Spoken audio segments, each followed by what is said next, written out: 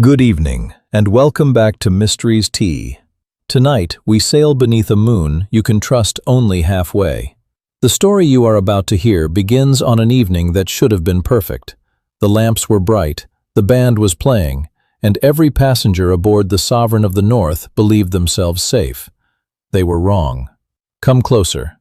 The sea is calm tonight, but the calm is the kind that listens. The secret passenger on the night voyage. A Hercule Poirot mystery, Chapter 1, The Last Waltz.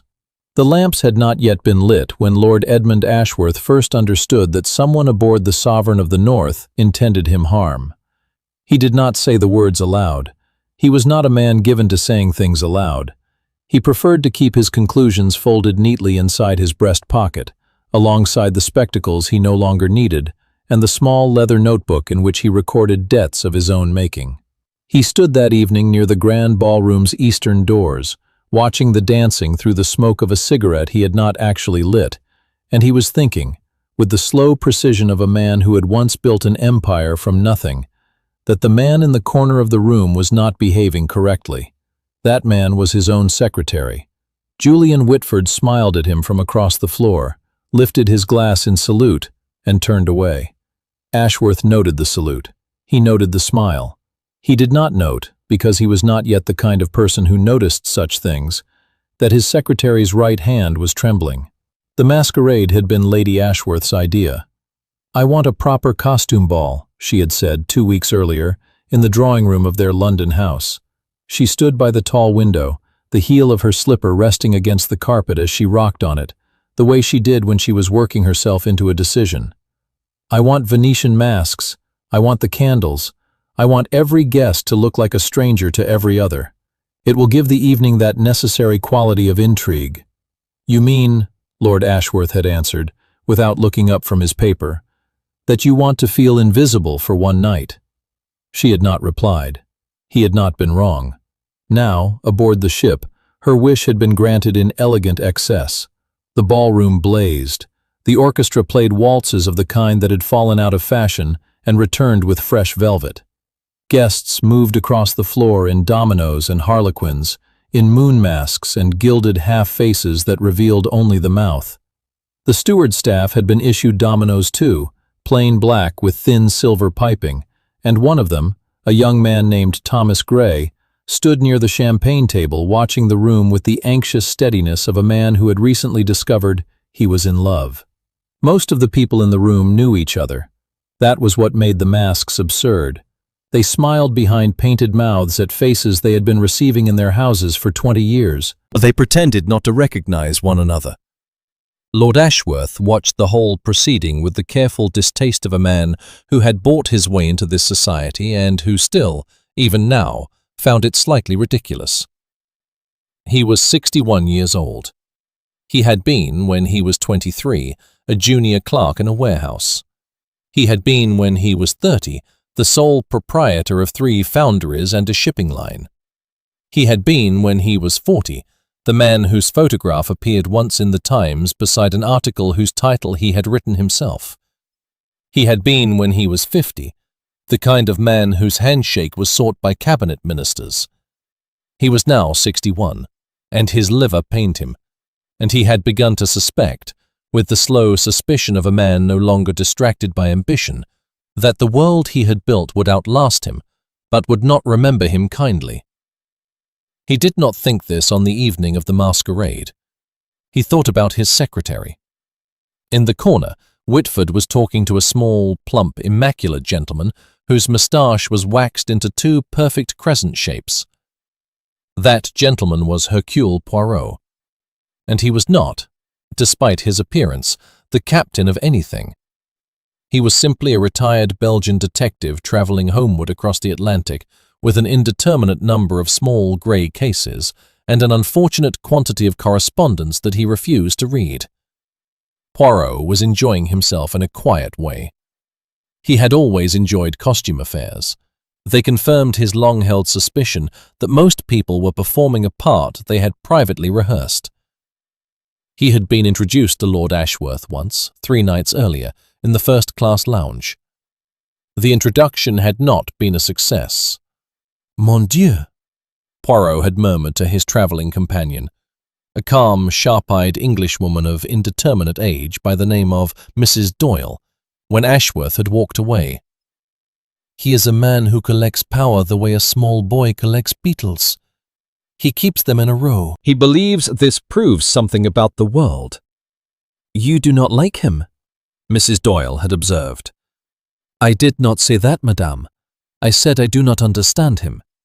There is a difference, although most men, I find, are not aware of it." Mrs. Doyle had glanced down at her own small notebook. She was, by long habit and Poirot's quiet insistence, in the habit of observing everything that occurred around them. She had been reading something she had overheard from a steward at the embarkation desk. An argument, of sorts, between Lord Ashworth and his secretary. She did not yet understand why.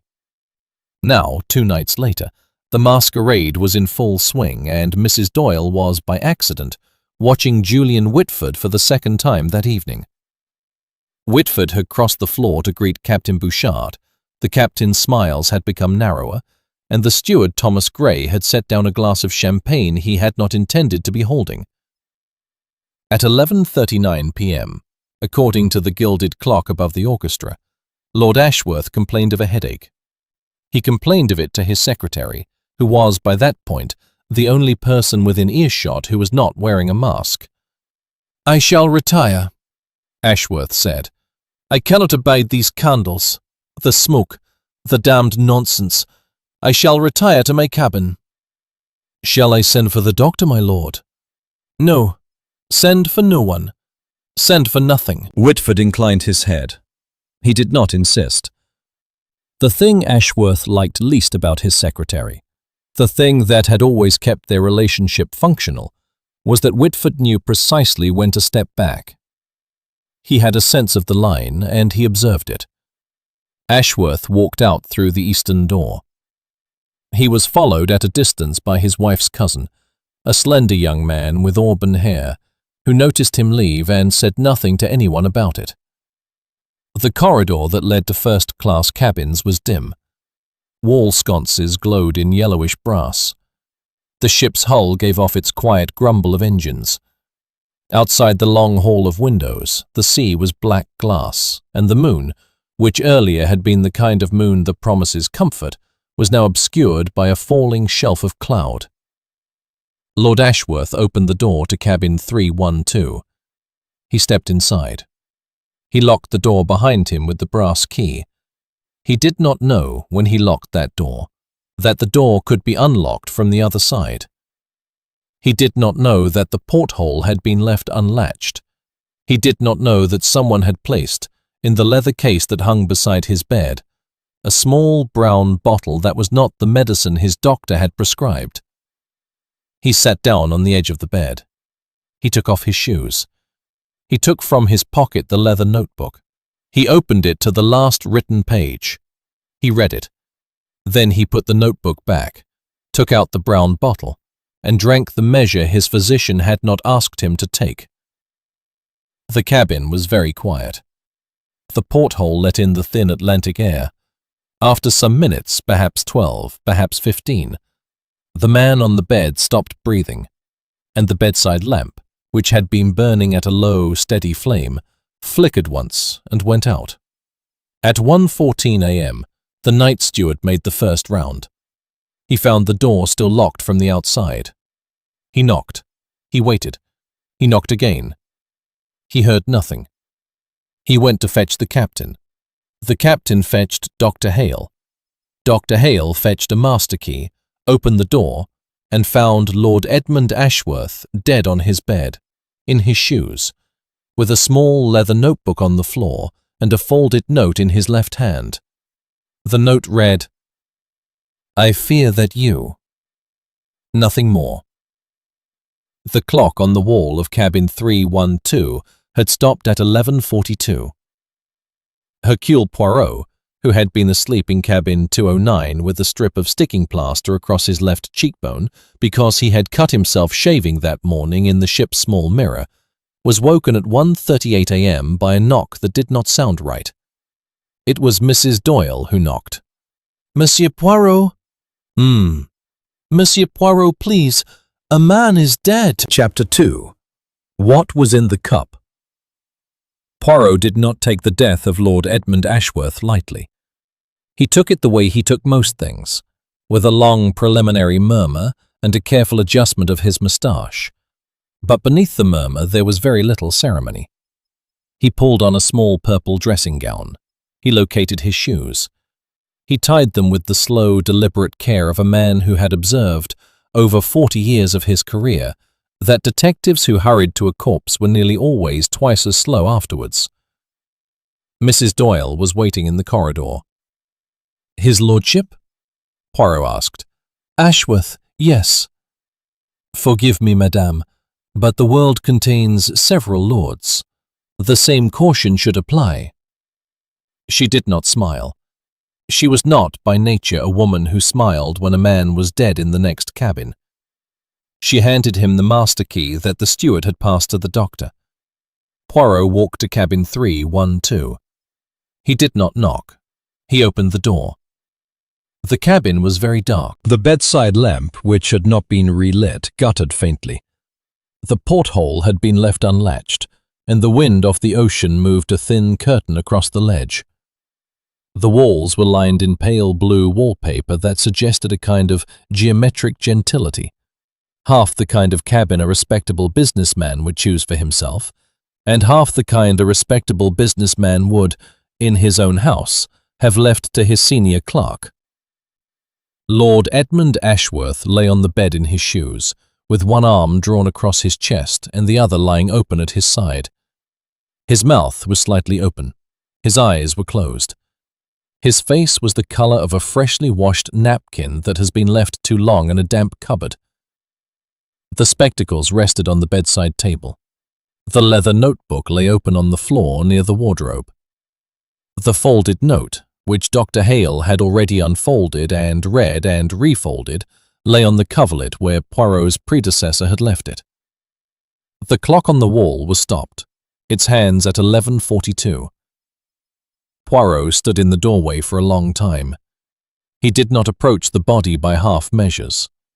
He approached it the way he had always approached such things, by clearing the area of everything that was not the body itself.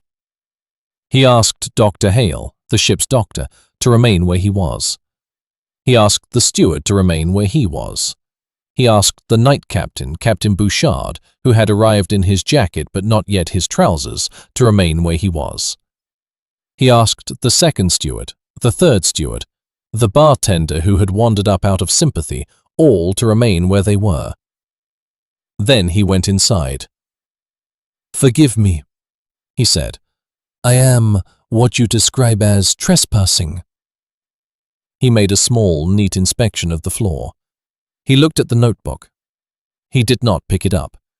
He looked at the trousers, at the shoes, at the wallet that lay in the breast pocket of the coat folded across the chair. He looked at the leather bottle case that sat on the bedside table. He opened the clasp with a thumbnail and looked inside. The brown bottle was there. He did not touch it. He looked at the small printed label on the bottle, and his face did not change in the way the steward had expected. He expected to see a man who had not yet understood the situation. Instead, he saw a man who had. "He was in his shoes," Poirot murmured. "I beg his lordship's pardon?" "A respectable man, madame, if he is in his cabin alone, if he is retiring for reasons of his own, does not keep his shoes on the bed. He removes them. He turns out the lamp. He reads for the half hour, perhaps, that his father read on Sundays, and then he sleeps. He does not sleep with his shoes on and a lamp burning. Unless, madame," Poirot said, "the lamp was not lit by the gentleman at all." Dr. Hale drew himself up. "Lord Ashworth took that medicine himself. The note in his hand proves it. He was a man of melancholy." "Of melancholy, yes. He made his own arrangements. He did not need, however, to write to himself about it. A man who decides privately to die does not write a note addressed to himself. He writes nothing. He simply does it. There is the bottle. There is the bottle, Poirot agreed. We shall examine that in a moment. First, I am interested in the unlocked porthole. Captain Bouchard stepped forward. His trousers sat oddly on him. He had had to dress in haste. It is a small porthole, he said. A rat could not enter. A child could, monsieur. It was not a child who killed the man, monsieur. I did not say it was. I am observing only that he did not lock his porthole, and that the lamp, by the wall clock, extinguished itself at 11:42. That is consistent with a candle burning down, Dr. Hale said. It is indeed, Poirot agreed. A candle burning down, a lamp going out. The two possibilities are, let us say, sisters, not twins. One of them is correct. The other of them is incorrect. Ah, well. He looked around at the four men in the cabin. Tell me the housekeeping doctor. Tell me in particular where you obtained that bottle. I obtained it from his lordship's request. He had asked me on Tuesday last for a small amount of ergot mixed with brandy. I discussed the matter with whom? With no one. He asked, I prepared. You prepared and you? I prepared, and he had a brown bottle. Sleeping draught. He was a man of melancholy. The pharmacy tag was my own. Tonicum nocturnum, 12 drops, half tumbler brandy. And the bottle in his case was the bottle I gave him.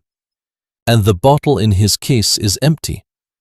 The drainage from his throat when you turned him over was of a yellow shade, yellowish, thick.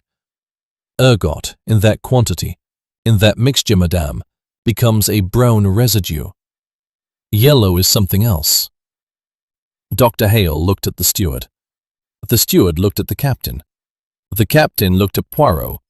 It is the small white particles on his collar I am interested in, Poirot said, in a tone that was, for him, pleasantly casual. There is also the cigarette stub in the wastebasket. Also, the unlatched porthole. Also, the small fact that the bottle was in his travels case, not on the table.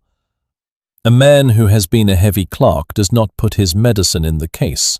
He puts it where he will use it. He is not a sailor. He did not learn to lock a case before drinking. Mrs. Doyle, who had been standing quietly near the door, made a note in her book. Poirot looked at her. Madame, what have you in that book? She said, and she did not, just then, answer. He inclined his head. There is a young man in this ship, is there not, whose name I have not yet learned, who has been seen leaving my lord's cabin at 11:30 on the night before the dance. A small, slight young man in a Bartolomeo jacket. Yes, she said. Then we shall speak with him. He turned. The captain drew himself up again. The steward drew himself up. I beg, gentlemen, that everything remains exactly as it was. The body is not to be moved until I have completed a more thorough examination in daylight. The door is to be left as it stands. We shall meet perhaps at 9 of the morning in the captain's table for the small matter of an interview. He went out into the corridor. He went back to his own cabin. He lit the small green lamp on his writing table, drew a sheet of lined paper toward him, and wrote in his careful, upright hand, Tuer un homme ne demande pas toujours une grande entrée. To kill a man does not always demand a grand entrance. He sat looking at it for some minutes. He wrote beneath it, Qui entre par le hublot. He thought about the masked ballroom. He thought about Julian Whitford's trembling hand. He thought about Holden Vance, Bartolomeo jacket, auburn hair, small and slight, and altogether too anxious to be only a dancing cousin. He thought about the unfinished note. I fear that you... You what? The clock in his own cabin behind him chimed 3. The ship's engines purred. The porthole moon, where a sliver of it remained visible, did not appear to him to be a moon he would trust tonight. He went back to bed. He did not sleep well. Chapter 3. The Bartolomeo Jacket. Poirot did not take the death of Lord Edmund Ashworth lightly. He took it the way he took most things, with a long preliminary murmur and a careful adjustment of his moustache. But beneath the murmur there was very little ceremony. He pulled on a small purple dressing gown. He located his shoes. He tied them with the slow, deliberate care of a man who had observed, over 40 years of his career, that detectives who hurried to a corpse were nearly always twice as slow afterwards. Mrs. Doyle was waiting in the corridor. "His lordship?" Poirot asked. "Ashworth, yes. Forgive me, madame, but the world contains several lords. The same caution should apply." She did not smile. She was not by nature a woman who smiled when a man was dead in the next cabin. She handed him the master key that the steward had passed to the doctor. Poirot walked to cabin 312. He did not knock. He opened the door. The cabin was very dark. The bedside lamp, which had not been relit, guttered faintly. The porthole had been left unlatched, and the wind off the ocean moved a thin curtain across the ledge. The walls were lined in pale blue wallpaper that suggested a kind of geometric gentility, half the kind of cabin a respectable businessman would choose for himself, and half the kind a respectable businessman would, in his own house, have left to his senior clerk. Lord Edmund Ashworth lay on the bed in his shoes, with one arm drawn across his chest and the other lying open at his side. His mouth was slightly open. His eyes were closed. His face was the color of a freshly washed napkin that has been left too long in a damp cupboard. The spectacles rested on the bedside table. The leather notebook lay open on the floor near the wardrobe. The folded note, which Dr. Hale had already unfolded and read and refolded, lay on the coverlet where the doctor had placed it. The clock on the wall was stopped, its hands at 11:42. Poirot stood in the doorway for a long time.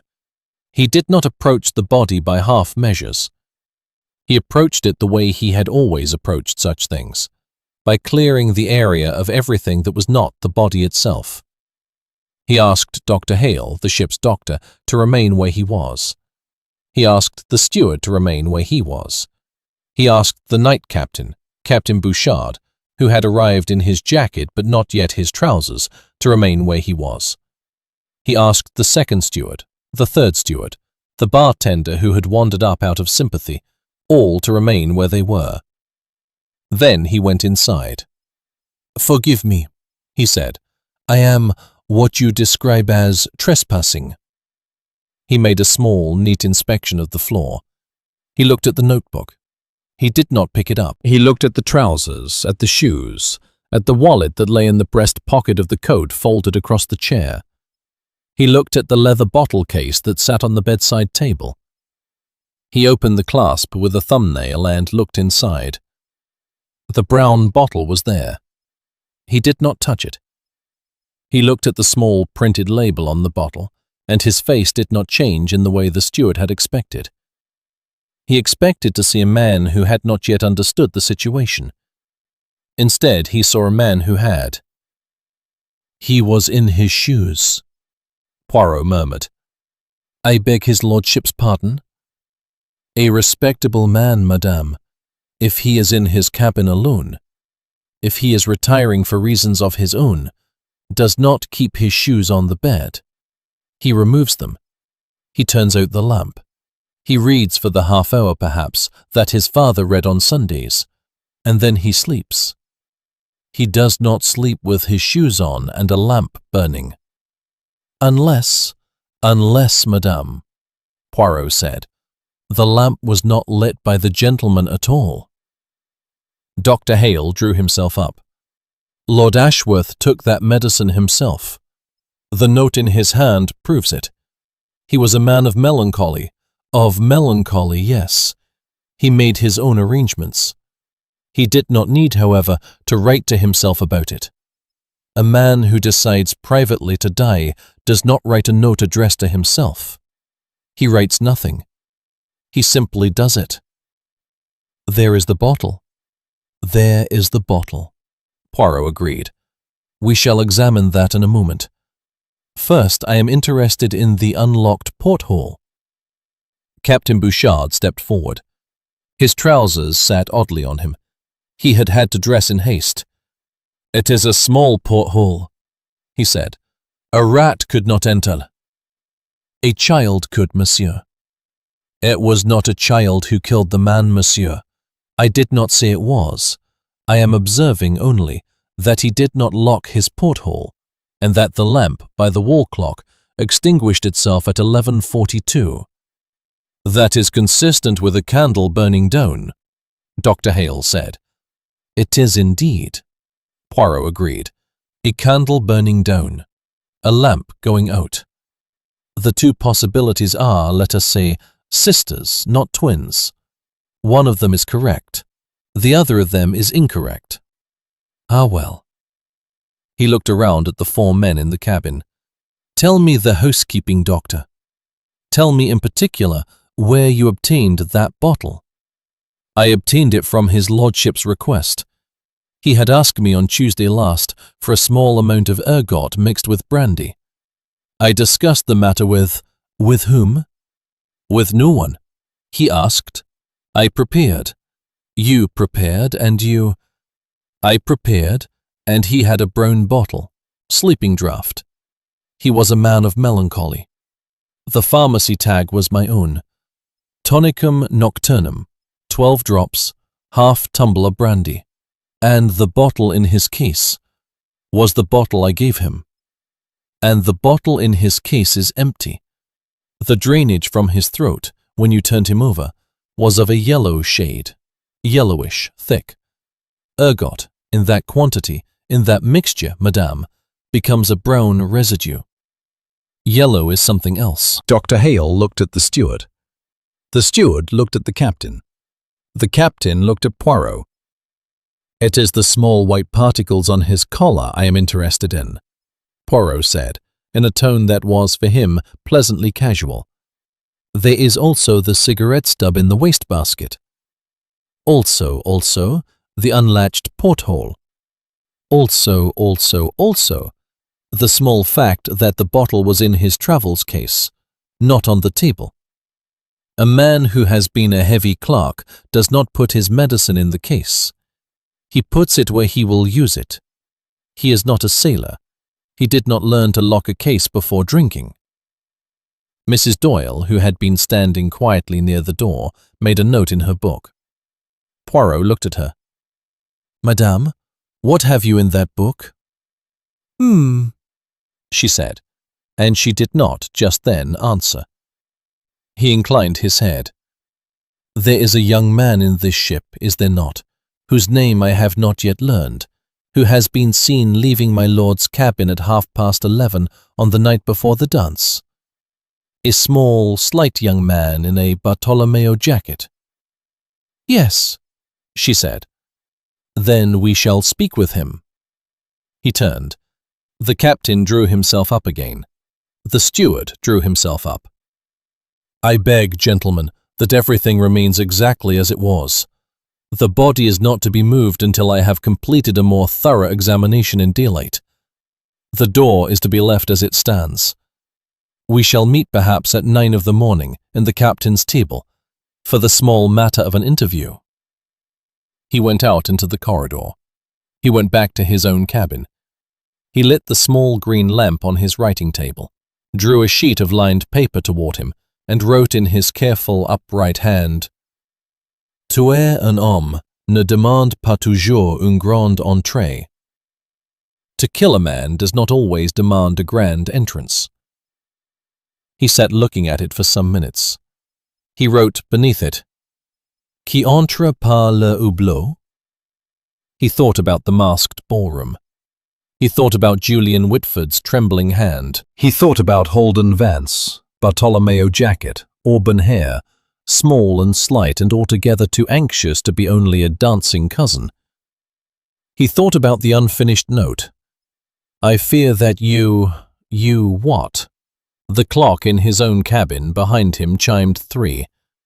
The ship's engines purred. The porthole moon, where a sliver of it remained visible, did not appear to him to be a moon he would trust tonight.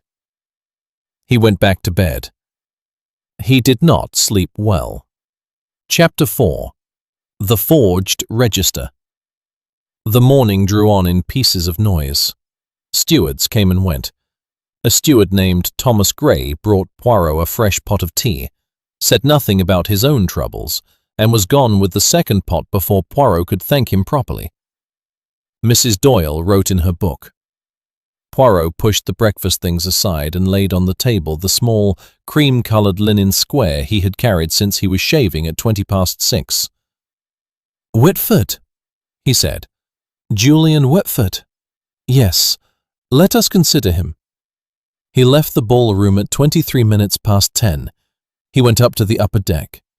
He returned with the brown leather case, not his master's case, a separate one, the one that has been, until this morning, mistakenly entered in the shipyard inventory as belonging to Lord Ashworth, and he walked alone to the porthole of cabin 312. He opened the porthole from outside. He unscrewed the brass bolt from the inside. He went in. He went out. He relocked the porthole.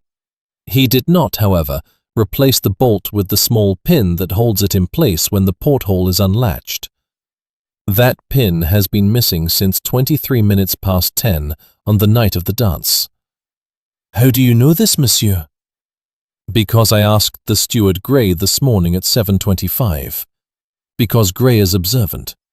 Because Gray has been watching Whitford for some weeks for reasons of his own, and because Gray told me what he had seen in a tone of voice that was, Madame, that of a man who has been long burdened with a thing he wishes to tell."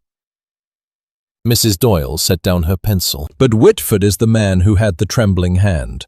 Whitford is the man,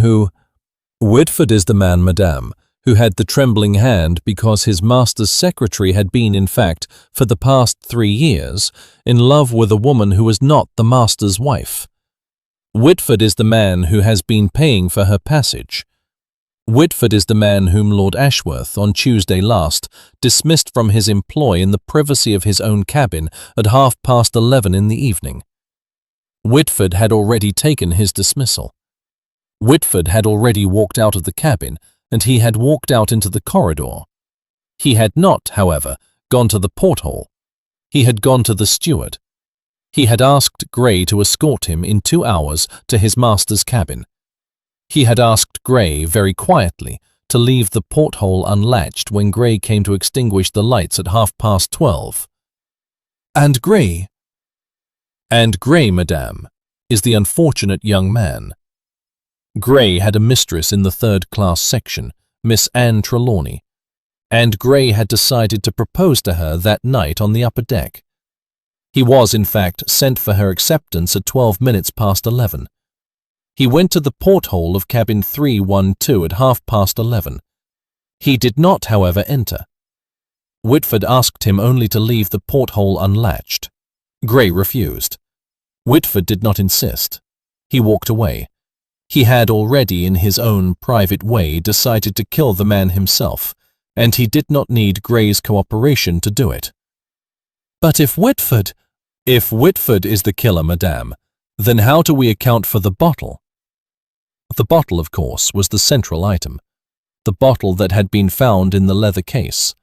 The bottle that had been, according to the pharmacy tag, prepared by Dr. Hale 2 Saturdays before at the express request of the patient. The bottle whose contents had been poured down Lord Ashworth's throat, and that had, by the morning, killed him. "It is not the bottle," Poirot said. "It is a small object of theatre. The bottle looks like medicine. The bottle is, in fact, real medicine, ergot, mixed with brandy in the proportions Dr. Hale described. But Lord Ashworth did not drink from it. He drank from a glass, a small glass, on the windowsill, in the alcove of the porthole. That glass had been placed there some time during the masquerade by someone who had access to the cabin. The glass had a residue of a yellowish powder that Dr. Hale did not, in his haste, identify in the small hours of the morning. He identified it, in fact, just after breakfast, in his small dispensary, when I asked him to test the residue. The powder is apomorphine. It is a drug used for, in particular, the inducement of vomiting. In sufficient quantity, it produces a paralytic collapse that resembles death. It does not, however, produce death. It produces a deep and rapid coma. A man so affected can be smothered within minutes. A man so affected can be drowned by the sea air through an opened porthole. Whitford, madame, did not bring the powder. The powder was placed in Lord Ashworth's glass by his own wife in the late afternoon, when she visited him in his cabin to ask, ostensibly, about the condition of his nerves and to bring him a small glass of port. This she did at 4:27 in the afternoon of the masquerade, according to the steward Gray, who saw her come down the corridor, holding a tray, in her usual way. The captain has confirmed this. Why would his own wife? Because his wife, madame, has been pretending since 1927 to be his wife. Because his wife is, in fact, not his wife. Because his wife, when she discovered, in 1930, that her husband had an unacknowledged natural son, decided, with Captain Bouchard's assistance, to destroy the original records of the marriage. Because his wife is not the woman who is now calling herself Lady Marguerite. His wife died in 1923. The woman now calling herself Lady Marguerite is a cousin of mine from Bruges, of the same name and of the same habit of dress, who married a minor Belgian merchant in 1920 and who came to London in 1931 to become the concubine of Captain Bouchard. And Lord Ashworth? Lord Ashworth, madame, was, at the moment of his death, alone in his cabin. He was not, however, alone with the truth. The truth was on a shelf above his coat. It was inside his coat's pocket. It was, in fact, inside his trousers. He had been in his own hand the entire day before, working through the question of whether to acknowledge his son. He had written in pencil on the bottom of his last letter to the family solicitor, I have, in fact, a son. His name is Holden. I do not ask him for anything. I should like to give him a small estate in Cornwall and the courtesy of an acknowledgement. He had folded this letter. He had put it in the inside pocket of his coat. He had then gone to the masquerade. He had complained of a headache. He had retired. He had unlocked the porthole himself, as was his habit on nights when the cabin was overwarm. He had taken off his shoes. He had taken out the leather notebook in which he kept the names of those he had wronged. He had opened it to the last page, which was blank. He had written in pencil, I fear that you, of all people, would have heard this. He had not meant this for Whitford. He had meant this for his wife. He had meant it for the woman who had been pretending all those years to be his wife. But the bottle? The bottle, madame, was the small object of theatre that Whitford had prepared. Whitford had on Tuesday last, when he was dismissed, gone to the captain's chemist and obtained a fresh quantity of the medicine his master had taken. Whitford had poured the medicine into the bottle. Whitford had put the bottle in his master's case. Whitford had intended on the night of the masquerade that the medicine would be found in the dead man's case, and that it would be assumed by Dr. Hale that the master had taken his own life. Whitford is the man who intended but did not, in fact, kill. Who did? The young man, madame. The young man who is, in fact, Lord Ashworth's natural son. Mrs. Doyle looked out of the window. The morning sun was beginning at last to break through the clouds. The young man in the Bartolomeo jacket, she said. Yes, madame. But why would a young man who wished to be acknowledged by his father also murder him? Poirot did not answer at once. He poured himself a small glass of water from the carafe. He considered it. Because, madame, he said at last, acknowledgement is not always what one wishes it to be. Acknowledgement is a small piece of paper. Acknowledgement is a small entry in a register. Acknowledgement is the formal record that one is what one already knows oneself to be. For a young man who has been told all his life that he is the son of the dead sister of Lord Ashworth's wife, and who is in fact the natural son of Lord Ashworth, acknowledgement is not enough. Acknowledgement is a confirmation of what he has always known, but it is also a confirmation of his mother's failure. It is a confirmation of his mother's lie. It is a confirmation of a thing his mother has asked him over and over never to claim.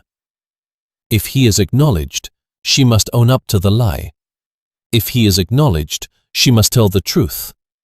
If she must tell the truth, then she must reveal to Lord Ashworth the fact that she has been Bouchard's mistress.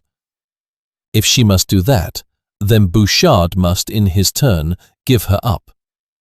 If Bouchard gives her up, then the captain, a man of small conscience but of large pride, must announce to the world that his bride of 22 years past was a woman of loose virtue. This for Bouchard is unacceptable. But the young man, madame, has been asked by his mother to go away this morning and to leave the ship. The young man has refused. The young man has decided that what he wishes is in fact the opposite of acknowledgement. He wishes his father to die, and he wishes his mother to mourn. He wishes in his own confused and unresolved heart that the world will be set right by the simple fact of death. He has written on the back of his father's last letter, "If you cannot be mine, I shall at least be your murderer, and so keep you for myself." He has, in his own way, been in love with the memory of his father for 30 years. He has believed all his life that he was unloved. He has decided on the morning of the dance that an unloving father will do if he cannot have a loving one. "That is monstrous, monsieur." "It is, madame. It is also, if I am not mistaken, very human. We are, even the best of us, capable of love that is, in part, also cruelty.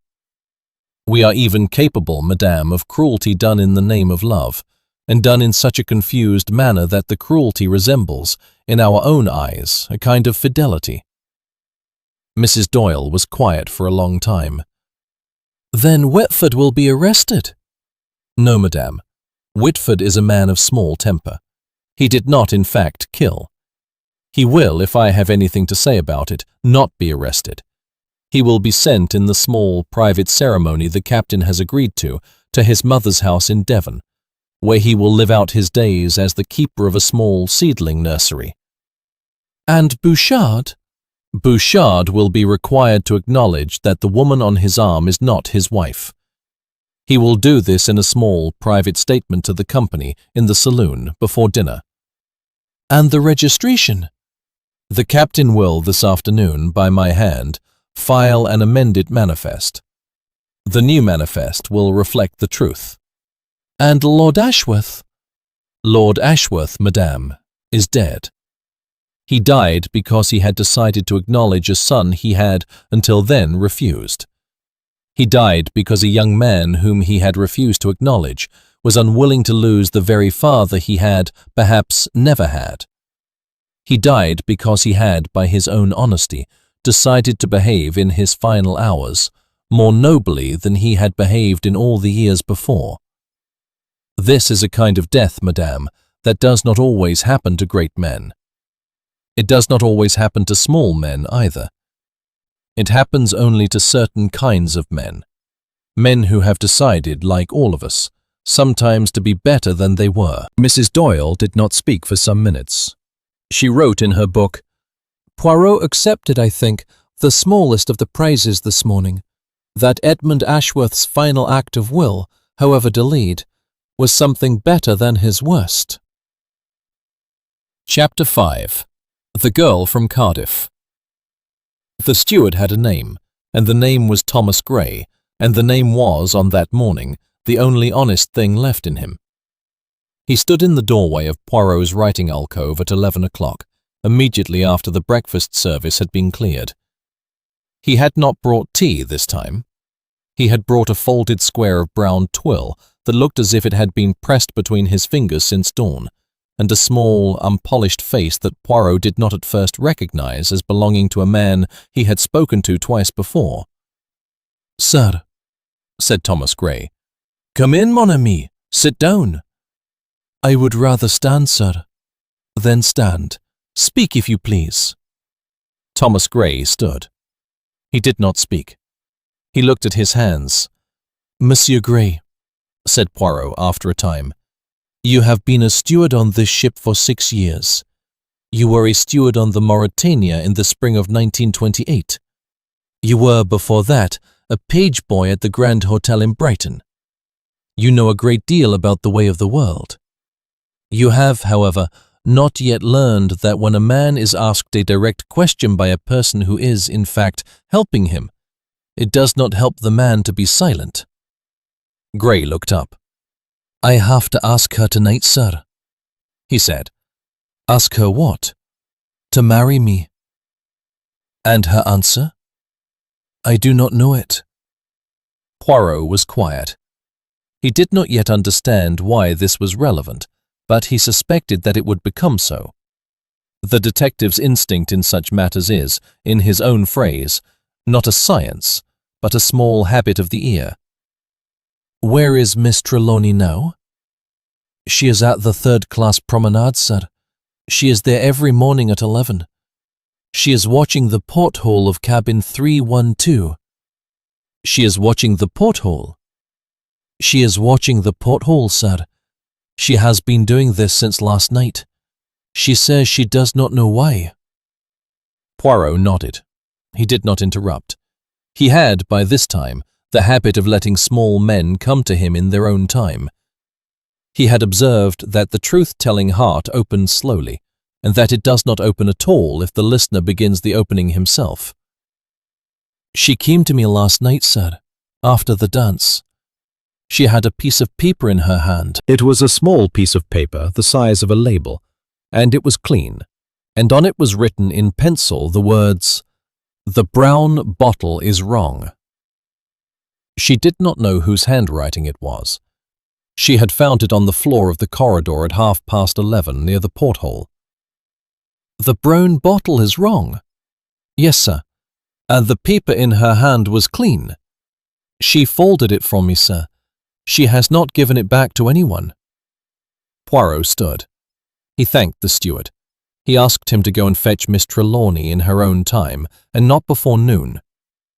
Gray nodded, turned and went out. Mrs. Doyle, who had been listening from the corridor, came in, sat down, and pulled her notebook toward her. "He loves her," she said. "He does. She will marry him. I believe she will. And the bottle?" "The bottle, madame, is a piece of evidence. Someone on the evening of the masquerade walked past the porthole of cabin 312 and dropped a small piece of paper with the words, 'The brown bottle is wrong,' written in pencil.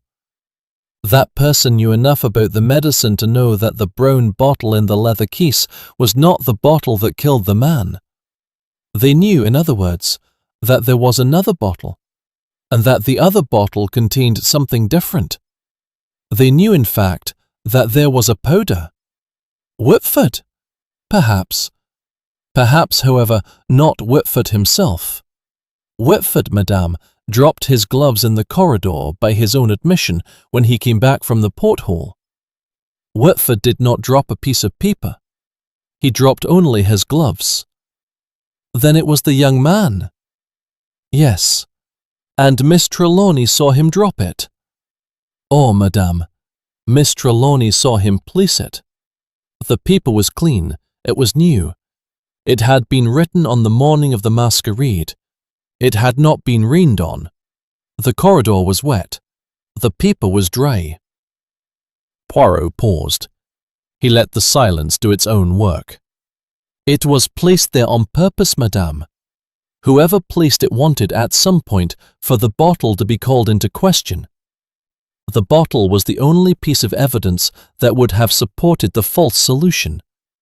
The false solution was, Lord Ashworth took his own medicine, in his own time, and died of melancholy.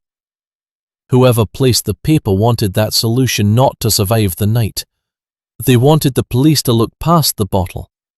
They wanted the police to consider, as Dr. Hale eventually did consider, the apomorphine. Why would the killer wish to expose himself? Because, madame, the killer wished, in his own confused way, to be caught. The killer was, and is, a young man who has been loved and refused by his father for 30 years, and who has decided, with the confused logic of those who have been unable to forgive, that being caught is a kind of acknowledgement. He is being caught because he cannot accept this happening quietly. I do not understand. He wishes his father to know he did it. He wishes his father to know it is he who did it, not the bottle, not the suicide. He wishes, in fact, to be recognized in death the way he was never recognized in life. He cannot accept the bottle being the explanation, because the bottle erases him.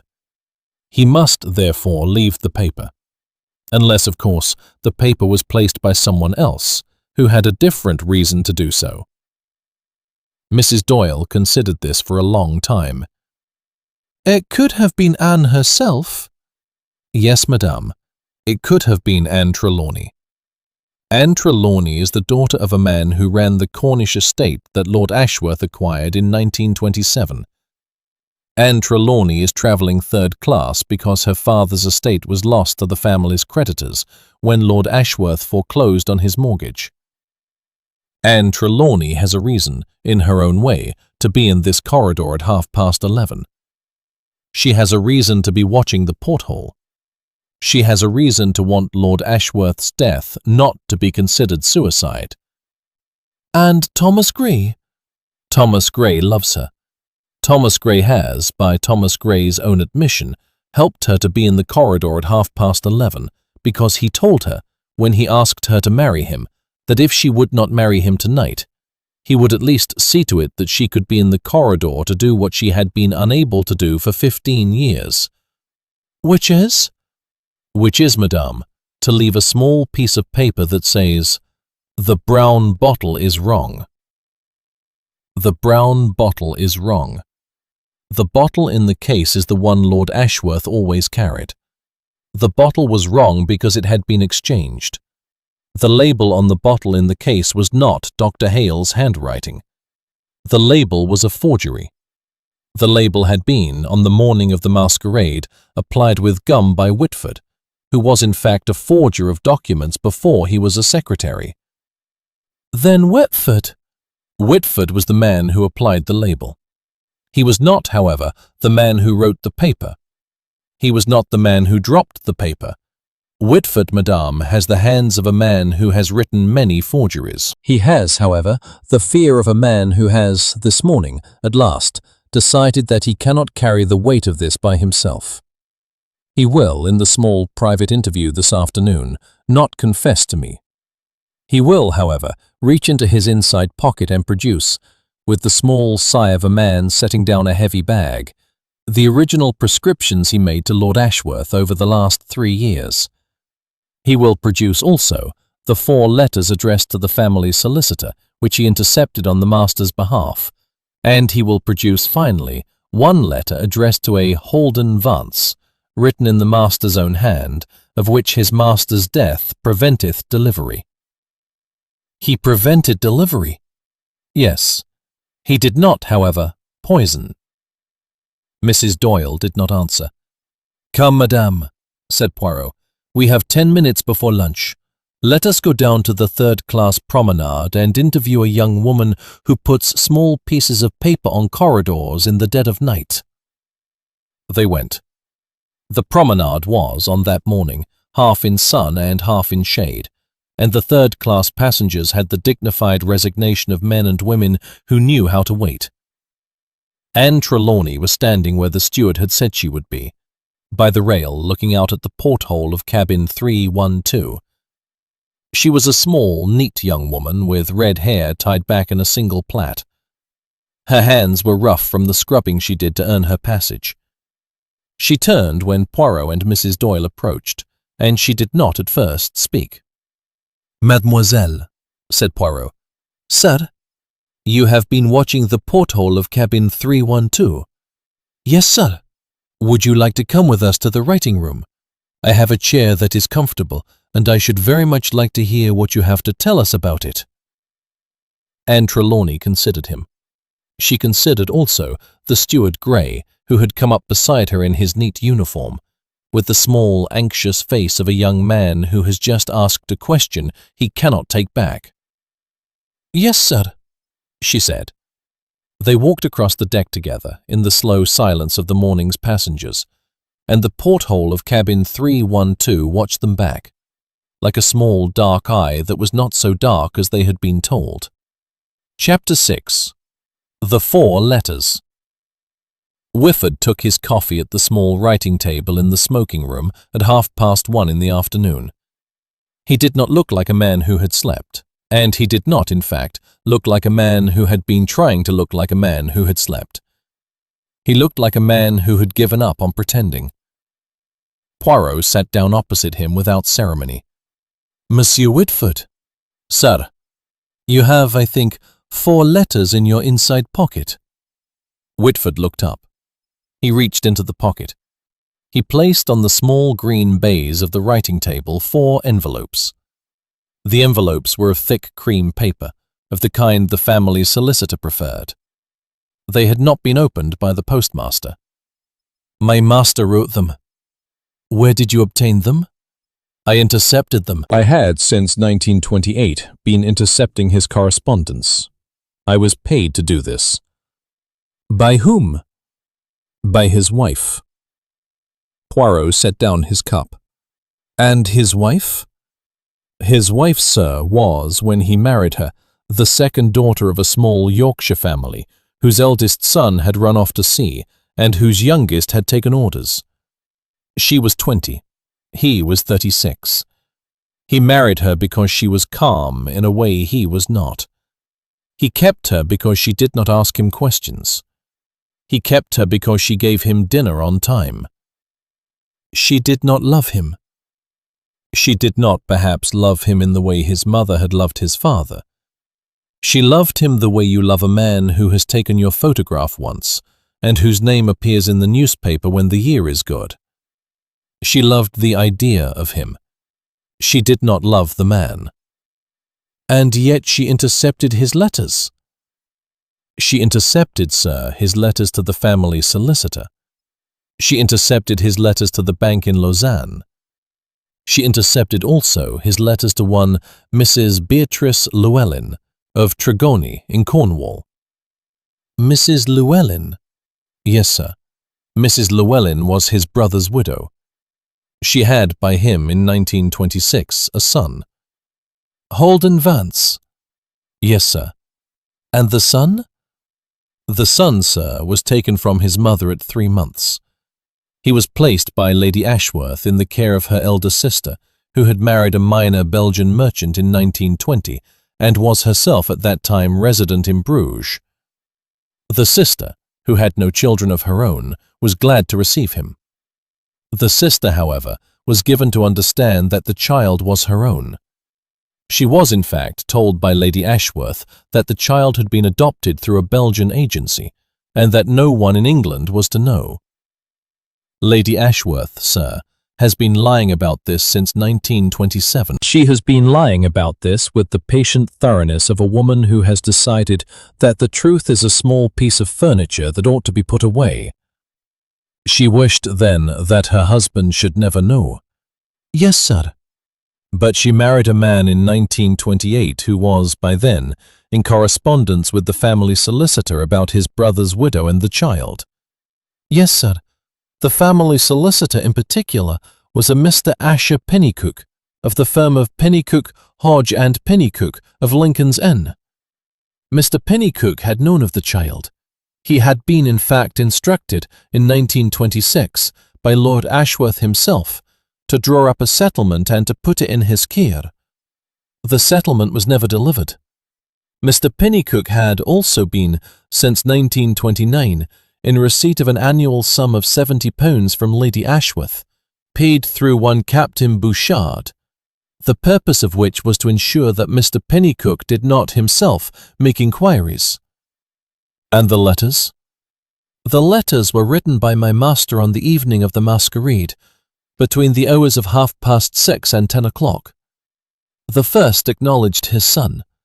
The second instructed Mr. Pennycook to deliver the settlement he had drawn up in 1926. The third was addressed to the boy's mother. The fourth was addressed to the boy. Holden Vance. Yes, sir. And you intercepted these? I intercepted them, sir, because Lady Ashworth, in the small private dining alcove on Tuesday last, had informed me, in a tone that I will not describe to you in detail, that if I did not intercept them, she would ensure I never worked as a secretary again. She would also ensure that the boy received a quiet visit from a man who was prepared to do what was necessary. You feared for the boy. I feared for the boy. You did not, however, intend to kill your master. No, sir. You intended only to delay. Yes, sir. And how long did you intend to delay? Until the ship docked at Liverpool. And what would you have done when the ship docked? I would have placed on the small desk of the family solicitor in Lincoln's Inn, by my own hand, the 4 letters. I would have left a note to Mr. Pennycook on the desk which said, "From the estate of Lord Ashworth of Lincolnshire, who died on the 17th of October 1939 at sea, by his own arrangement." By his own arrangement. Yes, sir. You would have suggested, then, that he took his own life. I would have suggested, sir, that the books be closed. Poirot was quiet for a moment. Monsieur Whitford, he said at last, you will, I think, give me those 4 letters now. Whitford handed them over. Poirot opened the envelope addressed to the family solicitor. He read the letter. He set it down. He opened the envelope addressed to Mrs. Beatrice Llewellyn. He did not read that one aloud. He read only the first line. My dear Beatrice, I have been a coward for 10 years. He opened the envelope addressed to the boy. He did not read it aloud either. He set it down. It is in fact, he said, very well written. Sir, it is the writing of a man who has had in his life 4 secretaries, and has only ever written 1 good letter. And he wrote it for the son he had refused. Whitford said nothing. Poirot stood. You will be escorted by the steward Gray in 20 minutes to the captain's table. You will be given by the captain a sealed envelope with your last wages. You will, in his presence, sign a document promising not to write to anyone about what has occurred on this ship. You will not, however, be required to make a public apology. The captain, on my advice, has agreed to this in the small matter of a private settlement. He is a man of weak nerves. He is a man, however, of small heart. Whitford stood. Sir, he said, there is one more thing. Yes? The locked porthole. I unlocked it on Tuesday last, before I was dismissed. I unlocked it because my master had locked it, in his small way, against the wind. I thought he would not need it that night. I left it open. I did not think about it again until the following morning, when I woke to the news of his death, and when I realized what I had done. You did not kill him. No, sir. But I gave him, perhaps, the room that allowed someone else to do it. Poirot inclined his head. That is a thing a man must live with, monsieur. It is not, however, a thing that requires a court of law. Whitford left the room. He was carrying, by then, only the small leather wallet that contained his mother's photograph and the silver pencil that had been his father's. Poirot returned to his own cabin. He wrote in his small green notebook. Whitford knew since 1928 what his master was. He did not, however, act upon this knowledge until the week of his master's death. The week of his master's death he was dismissed. The dismissal was the small kindness Lady Ashworth did not intend. He sat for a long time with his pencil in his hand. He did not write anything more. Mrs. Doyle came in. She looked at him. She said nothing. "He has been, madame, a small piece of furniture that ought to have been put away long ago." "Yes, monsieur." "And yet, madame, furniture of this kind has its uses." "It does." "It carries letters. It carries small secrets. It carries the silver pencil of its dead father. It carries also the photograph of its mother.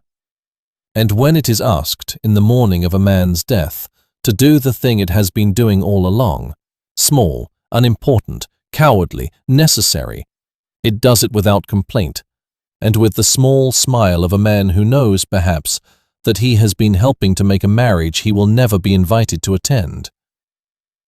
Mrs. Doyle set down her own pencil. "Monsieur, may I ask you a question?" "Yes, madame." "Why did Lord Ashworth lock the porthole against the wind?" "Because he had an ear condition that was aggravated by sudden changes of air. He had, in fact, a condition that was aggravated by sudden entry of cold air, which is why he preferred his porthole locked. He preferred the cabin at a stable temperature. He preferred everything, madame, at a stable temperature. He was a man who had built his whole life around the principle that large things did not move quickly." "And the young man who entered?" "Came in quickly, yes. The young man came in quickly, and the air, the cold Atlantic air, came in quickly, and his father's ear condition, which had been aggravated on the night of the masquerade by the smoke of 1,000 cigarettes, made his father unable to focus on the writing of his son's name." "So that when he died?" "So that when he died, madame, his hand wrote only H.V. and not Holden, and the bottle, which had been intended to be a piece of theatre, became the only piece of evidence the police ever found. And the bottle was, in fact, a piece of theatre, madame. It was placed there in the case by Whitford, who has been an honest man, in his small way, for 30 years. Poirot was quiet. He gathered up the 4 letters. He carried them to his cabin. He placed them in the inside pocket of his coat. He went back at 2:30 to the writing alcove. He sat with his cup of coffee, and he wrote, with the slow deliberation of a man who knows he is about to lie. The porthole was locked by Whitford. The brown bottle was placed by Whitford. The young man did not enter. He was not, however, going to send this report. He was going to send the other one. Chapter 7. The Captain of the Sovereign. Captain Yves Bouchard was 62. He had been at sea since he was 16, and he had not, until the morning of Lord Edmund Ashworth's death, been in any way a man who drew the attention of those who sailed with him. He had been a man of short temper and small judgment, a man of strong arms and weak conscience, a man of small habits and of a fastidiousness only in the matter of his uniform. He had been, in his own irregular way, a man of private melancholy. He sat now at 3 o'clock in the afternoon, in the small private drawing-room that Poirot had reserved since the previous evening. The chair beneath him was too soft for him, and he had, by his own admission, taken to shifting his weight at the small minutes. Poirot sat opposite him. Mrs. Doyle sat at the desk, with her pencil poised. "Monsieur Bouchard," said Poirot. "Sir?" "You are a man of the sea, as one says." "Yes." "You have been at sea for 46 years." "Yes." "You have been the captain of this ship for 11 years." "Yes." "You have been, in addition, the lover of a woman who is not your wife for the better part of the past decade." The captain did not speak. "She is not your wife. The woman who is now signing her name Lady M. Carstairs on the ship's manifest is not, in fact, a Carstairs of Devonport. The woman who is now signing her name as such is also not the wife of Lord Edmund Ashworth. She has been, however, the wife of Lord Edmund Ashworth, in a small private ceremony conducted in Bruges in 1923 by a Belgian notary whose name I have on this paper. The captain looked at Poirot. He had the small, hurt look of a man whose small arrangements have been laid on a table to be examined. Monsieur Poirot. Yes? I am not a man who requires absolution. I am not a man who requires admission. I am a man who requires, when one is at the end of a long voyage, that his small affairs not be paraded in front of his passengers. They are mine. They are not the world's. They are, monsieur, the world's this afternoon, because you have allowed a young man to enter the cabin of a dead lord through a porthole you knew was unlatched. The captain shifted in his chair. I did not allow it. I did not know of it. Did you not? The deck steward is a Mr. Thomas Gray. Mr. Gray was on the upper deck at 11:20 on the night of the masquerade.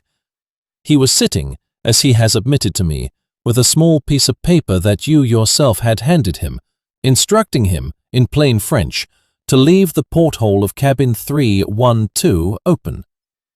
Mr. Gray has kept that piece of paper. Mr. Gray has, on the morning of this death, fetched it from his trouser pocket, and I have written on my left-hand page his small confession. I do not need to read it to you, monsieur. I do not, in fact, wish to read it to you. I wish, however, that you understand what is in it. I had no knowledge. You had knowledge. You had been informed, by the woman you have been keeping, that she had placed a small powder in the glass of port that her husband had taken at 4:20 that afternoon. You had been informed that the powder was yellow, that it was in a small enamel pot that had been, until the previous evening, in her own powder box. You had been informed that her husband was, at that moment, in his cabin, reading a letter from his brother's widow, and that he had, on his writing desk, a small glass of port. You had been informed that the powder was, in fact, a measure of apomorphine that you yourself had obtained from the dispensary in Antwerp in 1935. The captain was silent for a long time. I did not, sir, instruct any servant. You did not. You instructed the steward Gray in plain French, with a small gold coin in his pocket that he could not refuse. You instructed him by saying only, "The porthole is to be left open, as the gentleman wished the air." You instructed him in such a way that he understood he was a servant. He was, however, the instrument of a small, private conspiracy between yourself and the woman you have been keeping for 10 years. You did not, however, kill him. Your lady did. She placed the powder. She watched him drink. She saw him slump. She left. She went back by the small private stair to the upper deck. She took her port and her cigarette, and she watched the masquerade. She did this because she had, in her own small private way, decided that her husband was going to do something on the night of the masquerade that she could not permit. She had, in her small private way, discovered, by the letter that was being written at 8:30 that evening, that her husband had decided at last to acknowledge the boy. She could not, however, permit this. The acknowledgement of the boy would destroy her own quiet arrangement with yourself. It would destroy the annual £70 she has been paying the family solicitor since 1929. It would destroy the secret of her son's true parentage. It would, most of all, destroy the small private pleasure she has had since 1928 of being thought to be a virtuous wife. She could not, therefore, permit the acknowledgement to be written. She could not, however, destroy the letter. She could not, in fact, take the letter from his hand because Whitford had been dismissed from the cabin at 10:30 on the previous Tuesday, and Whitford had taken, with the dismissal, the 4 letters of the evening. She could not, therefore, destroy the boy. The boy had to die in his place. The husband had to die in the boy's place. The acknowledgement had to die in the husband's place. She arranged, therefore, that the husband would die. And you, monsieur, you arranged the porthole. You did not arrange it for murder. You arranged it in your own confused way because she had asked you to. You arranged it because in the small, private theatre of your own private heart, you had begun to believe that she was a woman of such delicate virtue that she could not possibly be asking you to do anything wrong. You arranged it because you loved her, and because love, in your own case, has the curious property that when a woman you love asks you to do a small, almost nothing, almost indifferent thing in the middle of the night, you do it without thinking of the morning. The captain did not speak. I have, monsieur, in the inside pocket of my coat, a piece of paper that says otherwise. Then I should like to see the paper. No, monsieur, the paper is for me. I should like to give it, however, in a moment, to the police at Liverpool, who will, in their small, private ceremony this evening, ensure that you do not walk down the gangplank. I have given you instead an alternative. What is the alternative? The alternative is that you will, tonight, between 9:30 and 10, in the larger of the two saloons, before the assembled passengers, announce that the woman who has been calling herself Lady M. Carstairs on this voyage is, in fact, not that person, and that she is, in fact, the legal wife of Lord Edmund Ashworth of Lincolnshire, who died in cabin 312 on the night of the masquerade, by her arrangement. You will make this announcement plainly, without embellishment. You will not add that she is your mistress. You will not, however, deny it. You will instead read aloud a small paragraph from the family solicitor's firm of Pennycook, Hodge and Pennycook of Lincoln's Inn, which says, in the small way such letters do, that Lord Ashworth had acknowledged, on the evening before his death, his natural son, and that he had instructed them to deliver a small settlement in Cornwall to the son's mother. Impossible!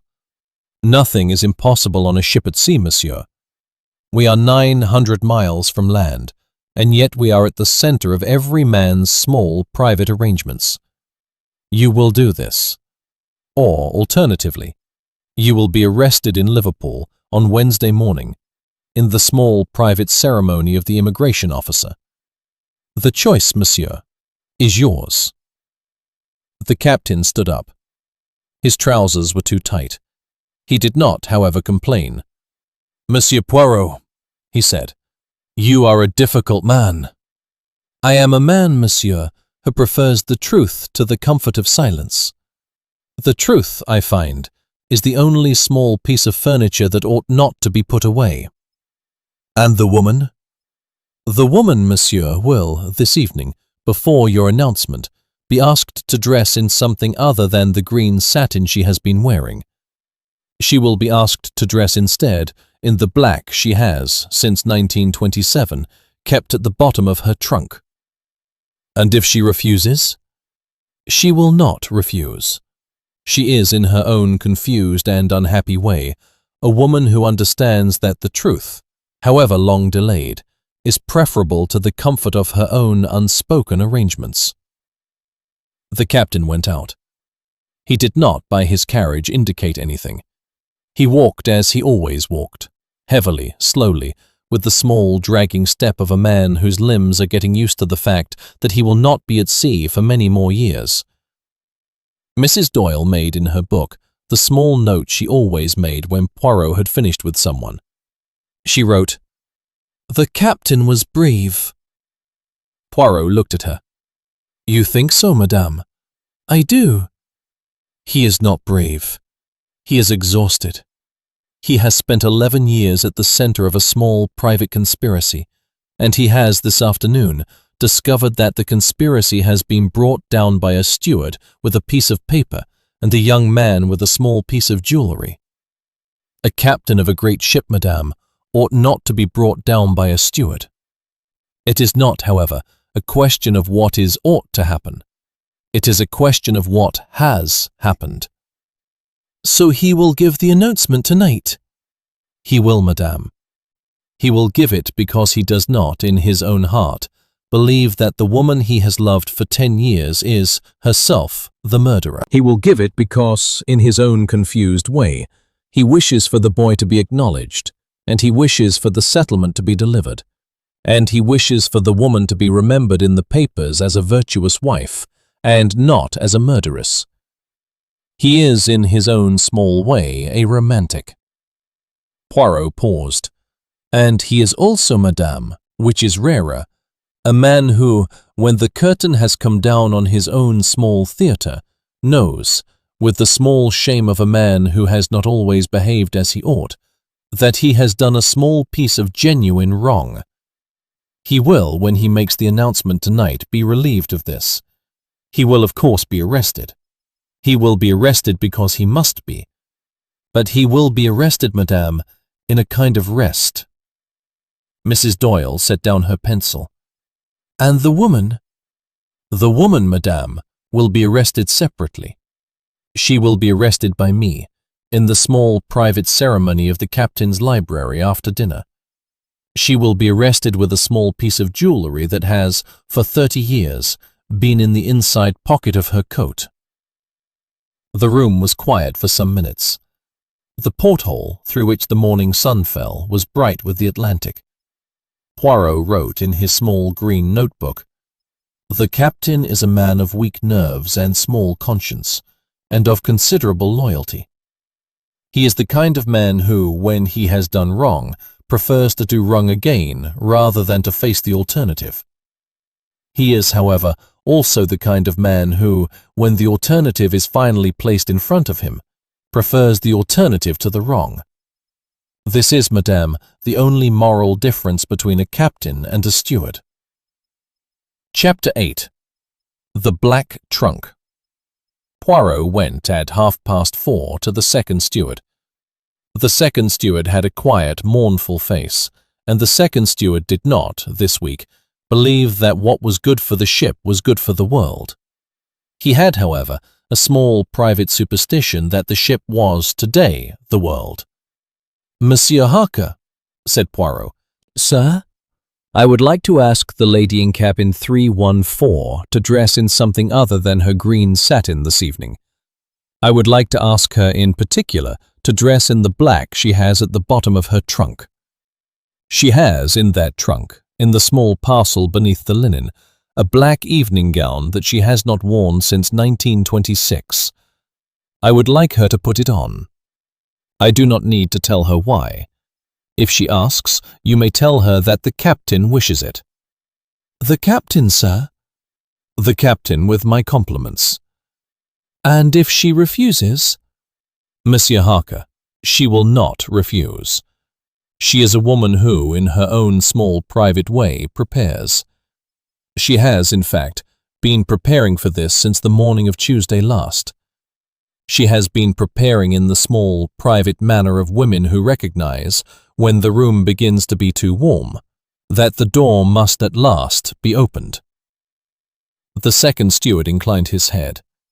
He did not ask further questions. He went. Mrs. Doyle, who had been at the door, came in. "He will do it, monsieur?" "Yes, he will do it. The steward Harker is a man who has been a steward since the boy was in the 3rd class on the Calgaric, and he has all his life recognized, in the small private way of his office, when a man is preparing to leave the ship. He has, in his own small way, served 1,000 departures, and he has, in his own way, the skill of being able to recognize, in the eyes of the woman about to leave, the small, private tear that she has not yet allowed herself to shed." "And the lady?" "The lady, madame, will arrive in the saloon at 9:30. She will be received by the assembled passengers. She will be received in particular by her husband, who is, of course, the dead lord.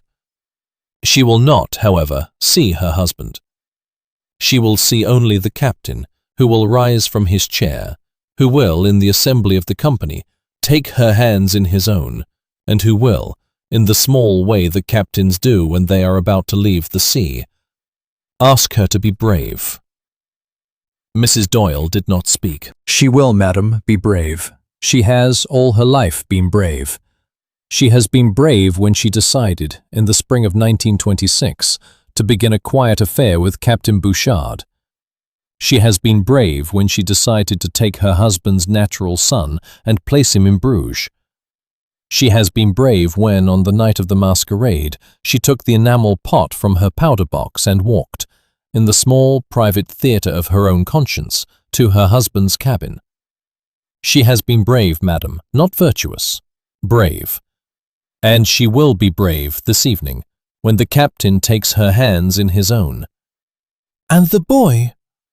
The boy will be seated at the small table by the wall, with a glass of orange juice he is not going to drink. He will, by that time, have had his proposal accepted. He will, by that time, have discovered that Miss Trelawney is willing to marry him. He will, however, also have discovered that she is willing to marry him only because she has, in her own way, decided that she wishes no longer to be alone. And the steward? The steward will, at 9:30, be standing at the centre of the saloon, with a small silver tray and a glass of water. The steward will not be able to drink the water. The steward will, in fact, be unable to do any of the small, private things he had hoped to do. He will be a man, however, who has, by that hour of the evening, been told, by me, in the privacy of my cabin, that his marriage will be permitted by the captain as soon as we reach Liverpool. He will, by that moment, be the only man on the ship who is genuinely happy. Poirot paused. It is, madam, a small thing to be happy at 9:30 in the saloon of a ship in which one's brother is dead. It is, however, also the only kind of happiness that does not, on a ship, get contaminated by the larger theatre. It is the happiness of a small piece of furniture that has, at last, been given a small place of its own. Mrs. Doyle made a note in her book. Monsieur, she said after a moment. Yes, madam?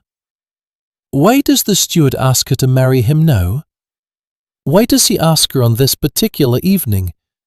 He could have asked her at any time in the past 2 years. He could have asked her when he first met her. Why tonight? Because, madam, the steward is a young man who has been told, by me this afternoon, that his proposal must be made tonight, in the small private ceremony of the upper deck, before 8:30, or it will not be made at all. You told him this? I did, madam.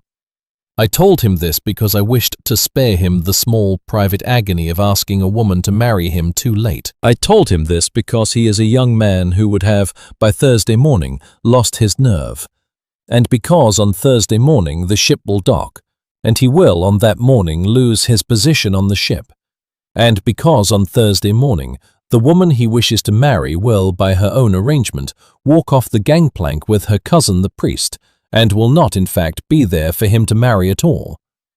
And the priest? The priest, madame, is the Reverend Thomas Trelawney of Holy Trinity, Carmarthen. He has been asked, by his cousin's letter of Monday last, to receive her into the Roman Catholic Church at the small private ceremony in Liverpool on Wednesday evening. He has been given, however, this morning, a small additional letter from the captain, in which the captain has agreed, without the courtesy of an apology, but with the courtesy of a small private salary, to let him marry his cousin to the steward on Wednesday afternoon, in the saloon, after the ship has docked. The captain has done this on my advice. Why would the captain do this? Because the captain, madame, is a man who has, in the last 12 hours, lost every small private arrangement he had. He is a man who has been relieved, by his own admission, of the burden of being the keeper of the small arrangements of others. He is a man who has decided, in his own small private way, to be, for the first time in 11 years, the keeper of one small piece of genuine good. He is a man who has decided, in fact, that he will, on Wednesday afternoon, walk the small private ceremony for the steward and the girl. He will walk it, madame, in the small private way that an old captain walks a small private ceremony, by which I mean, he will not say anything. He will simply stand at the door of the saloon in his full uniform, and he will watch them. Mrs. Doyle considered this. And the boy? The boy will be present.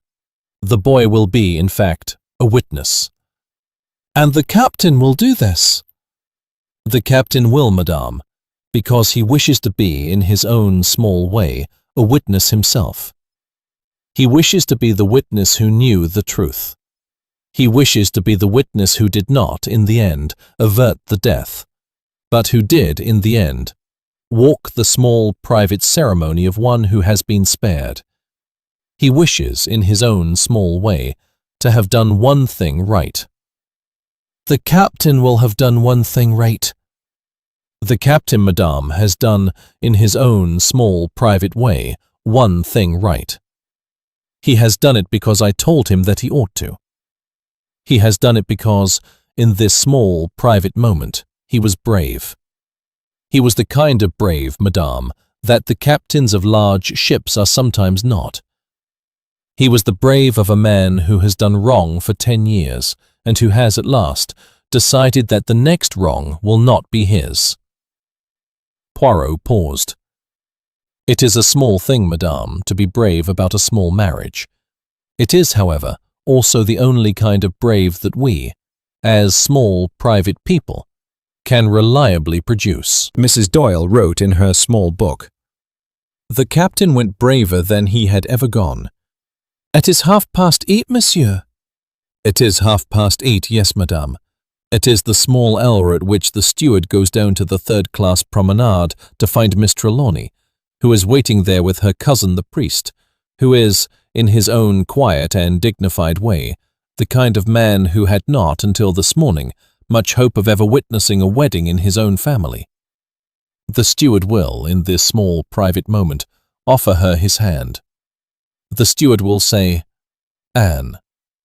The steward will, in his own small private way, be a young man who is, for the first time in his life, entirely himself.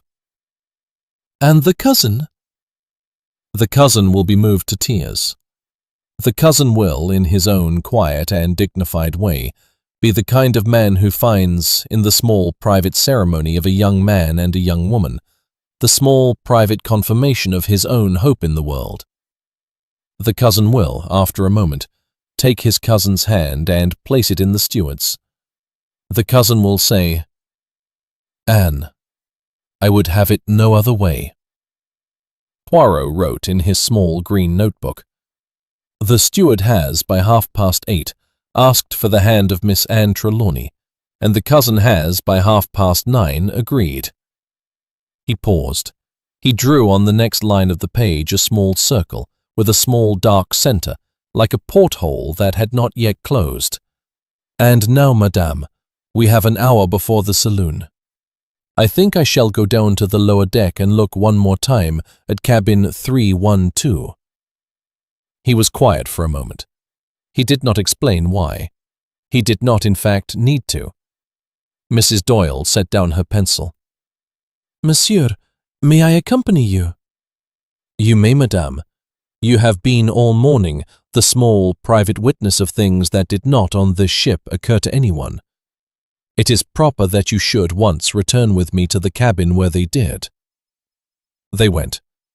The ship's corridor was quiet at 5 o'clock. The lamps were lit. The brass shone. The steward Gray passed them on the way up, on his way down to the third-class promenade, and he did not by his face indicate anything. He was carrying, however, inside his jacket, the small ring that his mother had given him on her deathbed, which had been until this morning the only thing in his life he had ever regretted selling. He was not selling it. Poirot and Mrs. Doyle went down to cabin 312. They did not open the door. They stood for a long time in the corridor, looking at the small brass numeral above the door. "I will not go in, monsieur." "No, madame, we will not go in. The cabin is empty now except for the body, which is now being prepared by Dr. Hale and the chief steward for the small private ceremony of the burial at sea, which will occur at 2:30 tomorrow, in the small private theatre of the upper deck. It will occur, madame, in the only piece of furniture the dead man ever cared for, which is the sea." "And the letters?" "The letters will, madame, with my permission, be delivered to Mr. Pennycook, of the firm of Pennycook, Hodge and Pennycook of Lincoln's Inn. They will be delivered by Mrs. Doyle, by her own hand, on the morning of Thursday next, in the small private theatre of the family solicitor's office, where the small private furniture will, at last, be opened. Poirot stood for a long time looking at the small brass numeral. It is a strange thing, madame, to die in one's shoes. It is a strange thing to leave one's son unacknowledged, and yet to write a letter to one's son. It is a strange thing to be a great man in the world, and to be, in one's small private bedroom, a man who had only one piece of furniture he had ever cared for. And what was that, monsieur? The sea, madame. Mrs. Doyle did not answer. She was, for the moment, looking out at the porthole of cabin 312. Chapter 9. The Saloon at 9:30. The saloon was dressed for the moment. The head steward had asked, at 7:15, that the stewards turn out the candles of the large crystal chandeliers and light instead the small Etruscan lamps along the wall. The lamps gave the kind of light that makes the faces of those seated around the long green baize of the captain's table look as if they have been, for many years, painted by the same hand. The lamps were a small piece of dressing that Poirot had, not without some deliberation, suggested. Mrs. Doyle was beside him at a small side table, near the small brass lectern at which the captain would, in a few minutes, rise. She was carrying, in her inside pocket, the 4 letters that had been intercepted by Whitford. They had been opened this afternoon by Poirot in his own writing alcove, and they had been read by Mrs. Doyle, who had placed them back in silence in the envelopes. She had asked Poirot an hour earlier whether he wished her to read the letter to the boy aloud when it was presented to the captain's table. Poirot had replied that he did not. He had said that the boy must ask for it himself. He had said that the boy must, in his own small private way, decide what to do with the letter, and that no one, not even Poirot, ought to make that decision for him. The passengers were arriving. The first-class passengers came in first, in their evening dress, with the masks they had been asked to remove. The second-class passengers filed in, more quietly, with the small, embarrassed look of those who had not been asked to attend, but who had in fact been invited. The third-class passengers, a small array of 6, including Anne Trelawney, her cousin the priest, and the steward Gray, stood at the back of the saloon, not because they had not been invited, but because they had, in their own small way, decided that the back of the saloon was the proper place from which to witness a thing. The captain entered at 9:27. He was in full uniform. He had, by his own hand, polished the brass buttons that morning, in the small private workshop of his cabin. He had also, by his own hand, asked the steward Gray to bring him, on his silver tray, a small glass of water he would not drink. He did not drink it. He rose at 9:30 exactly. The saloon fell quiet. "Ladies and gentlemen," the captain began, "I must ask your attention for a small private matter on this last evening of our voyage. I am aware that we have, this past week, had a small private matter of a death in cabin 312. I am aware also that the death has been the subject of much small private discussion throughout the ship. I am aware, finally, that there are those among you who have, in your own small private arrangements, taken the matter into your own hands. I would like, before we sit down to dinner, to settle one small private thing in front of you all." He paused. He looked briefly at Poirot. He drew on his face the small look of a man who has been told where to look, and so he looked. "I would like," he said, "to introduce to you all the lady who has, this past week, been signing her name as Lady M. Carstairs on the ship's manifest." A small murmur ran through the saloon. The lady rose from the small green chair at the head of the table, and she did, by her own hands, gather the small black shawl she had been wearing over her green satin. She had dressed, as Poirot had asked her, in the black. The black was the black of 1926. The black was the black of her marriage to Lord Ashworth in Bruges. The black was, also, the black she had kept in her trunk for 30 years. She took her place at the captain's table. She did not speak. She did not weep. She did, however, look briefly at the steward Grey, who was standing at the back of the saloon with a glass of water on his silver tray, and she inclined her head to him in the small, private way of a woman who is, in her own, quietly, going to accept what is coming. The captain cleared his throat. "Ladies and gentlemen, the lady at my table is, in fact, not Lady M. Carstairs. She is, however, the legal widow of Lord Edmund Ashworth of Lincolnshire, who died in cabin 312 on the night of the masquerade. The death, I am ashamed to tell you, was not of his own taking. It was, by the careful arrangement of a small group of people in this room, the work of a person we shall call, for the moment, the lady's hand." The saloon did not exactly go silent. It went, however, still. "The lady at my table has, since 1927, been pretending to be the wife of a man she had in fact married in 1923.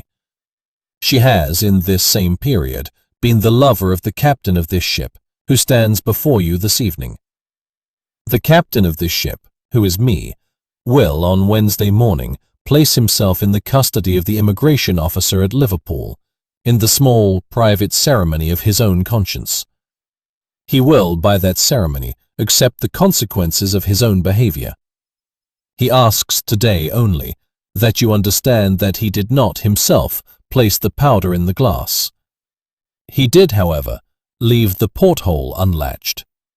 He did also, in his small, private way, believe the woman whom he loved. He did, finally, in his small, private way, help the boy to die." He paused. He looked at the steward Grey. "The boy is, in fact, not dead.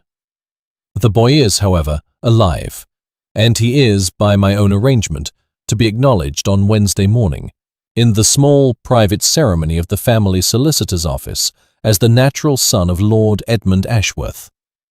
The boy is in this saloon, seated at the small table by the wall. The boy has, by his own hand, asked for the hand of a young woman of Cardiff, who is tonight to be married to him, if she will accept him on Wednesday afternoon." He paused. "Will the young woman accept him?" A small rustle ran through the back of the saloon. Anne Trelawney rose. She did not speak for some minutes. She looked, instead, at the steward Grey, who was holding his silver tray with both hands, who was, in his own small way, unable to do anything more than stand there with the glass of water he would not drink. She nodded. The saloon, on the whole, did not applaud. It was not, however, the kind of room in which applause would have been appropriate. The saloon was the kind of room in which one, when one had heard a thing that one was not sure one understood, nodded slightly. The saloon nodded. The captain sat down. He did not smile. He did not weep. He was, however, by his carriage, the kind of man who has set down something heavy. Poirot did not himself address the assembly. He had, the captain had told him, no need. The captain had said, "I am aware, sir, of your own small private desire to keep small private things out of public assemblies. I will, sir, do this for you. You have, sir, done enough for me. You have, by your own hand, allowed me to do this small, brave thing in front of the only people who have ever watched me, in my own life, be the captain of a ship. I thank you for it." Poirot inclined his head. The captain turned.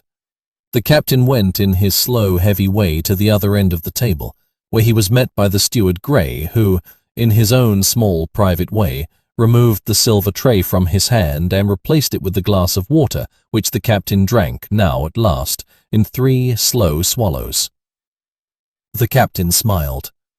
"Mr. Grey," he said, "Sir, you will, on Wednesday afternoon, after the ship has docked, be married, sir, in this saloon, to Miss Trelawney of Cardiff, by the Reverend Thomas Trelawney of Holy Trinity, Carmarthen, who is tonight a witness in this assembly. I will by my own hand walk the ceremony with you. I will by my own hand place the captain's gold chain for the steward of this ship across your wife's shoulders.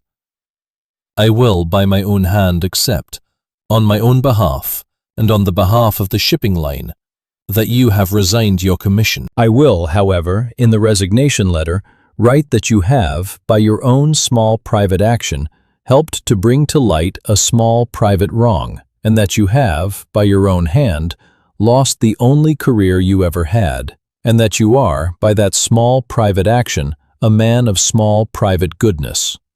The steward Gray said nothing. He was, by that moment, more moved than a young man of his kind ought to have been. The captain turned. The captain went, by his own slow way, to the central door of the saloon, where the head steward was waiting with a small silver tray of fresh glasses of water. The captain took one. He did not drink it. He placed it on the table near the small lectern, in the precise spot at which the steward Gray had earlier placed his own. The dinner went on. The dancers went down to the ballroom, which had been cleared of the masks and the candles of the masquerade. The orchestra played a waltz that had been, in 1909, the favorite of the captain's dead wife. The captain did not go down to the ballroom. He sat, in his chair at the head of the table, with his empty glass of water, and he watched the small private arrangements of his own last voyage go on without him. Mrs. Doyle made, in her small book, the note that she had been making in such books for 30 years. The captain walked, at last, in the only way a captain can, by standing still. Poirot, in his small green notebook, wrote, "The captain is, by his own hand, finished. The captain is, however, also, by his own hand, complete." He sat for some minutes, looking at the empty glass. He did not, however, weep. He had, by this hour of the evening, the small private satisfaction of a man who has done his work, and who has, by his own hand, done it well. Chapter 10. The Letter to the Boy. The morning of the second day after the death broke slowly across the Atlantic. The sky was gray, the wind was low, and the sea had taken, by dawn, the small private color of pewter that a man who had spent his life at sea would have called the color of trust. Poirot was up before 6. He took that morning his coffee on the small private deck outside his cabin, with the 4 letters open on the small green-painted table that had been, since 26 years ago, his own. He had not yet read the letter to the boy aloud. He had decided also that he was not going to read it aloud. He was going instead to leave it, in its plain cream envelope, in the small private hands of the boy, and the boy would, in his own small private way, decide what to do with it. The boy did not arrive at the small deck until 9:30. He came by the long corridor, with the slow step of a young man who had, on the previous evening, agreed to marry a woman he had not, until a month ago, known. He was wearing that morning a clean white shirt and the small black and grey tie that had been his father's. He did not, by his face, indicate anything. He sat down opposite Poirot, in the small chair that had been placed for him, and he looked at the 4 envelopes that lay open on the table. "Monsieur," he said. "Mr. Vance, you have, sir, the letter that was written to me." "I have, monsieur." "Will you read it to me?" "No, monsieur. You must read it yourself." The boy looked at the cream envelope for some minutes. He did not open it. He did not, however, refuse to. He was in the small, private way of young men who have been told by the captain of a ship that they are his son, taking his own time. "Will you tell me," he said at last, "what it says?" Poirot considered this. He knew what was in the letter. He had, in his small, private way, read it the previous afternoon in his own cabin, with the small, private care of a man who had not, until that afternoon, read anything of the kind. "It says, monsieur, that he is sorry." "For what?"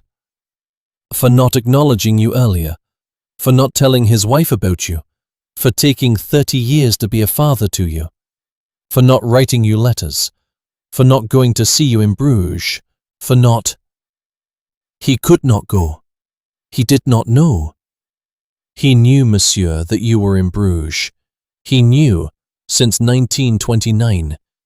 He knew because the steward, Maitre, of the Hotel de l'Étoile in Bruges had, in the small private matter of a hotel ledger, written to him in his own hand in 1928 to inform him that a young man of the family of Vance had, by his mother's death, been placed with the Belgian notary whose name I have also on this paper. He knew, monsieur, because the steward Maitre had in fact kindly said, "If this is your son, you ought to know." And my father? Your father, monsieur, did not reply. He did not reply because the reply would have meant acknowledging the son. He did not, however, wish to acknowledge the son. He did not, however, by his not replying, mean that he did not love the son. He meant, monsieur, only that the acknowledgement would have been a small piece of furniture that would expose, in the open air of his own house, the small private arrangements he had been keeping for 10 years. He did not love my mother.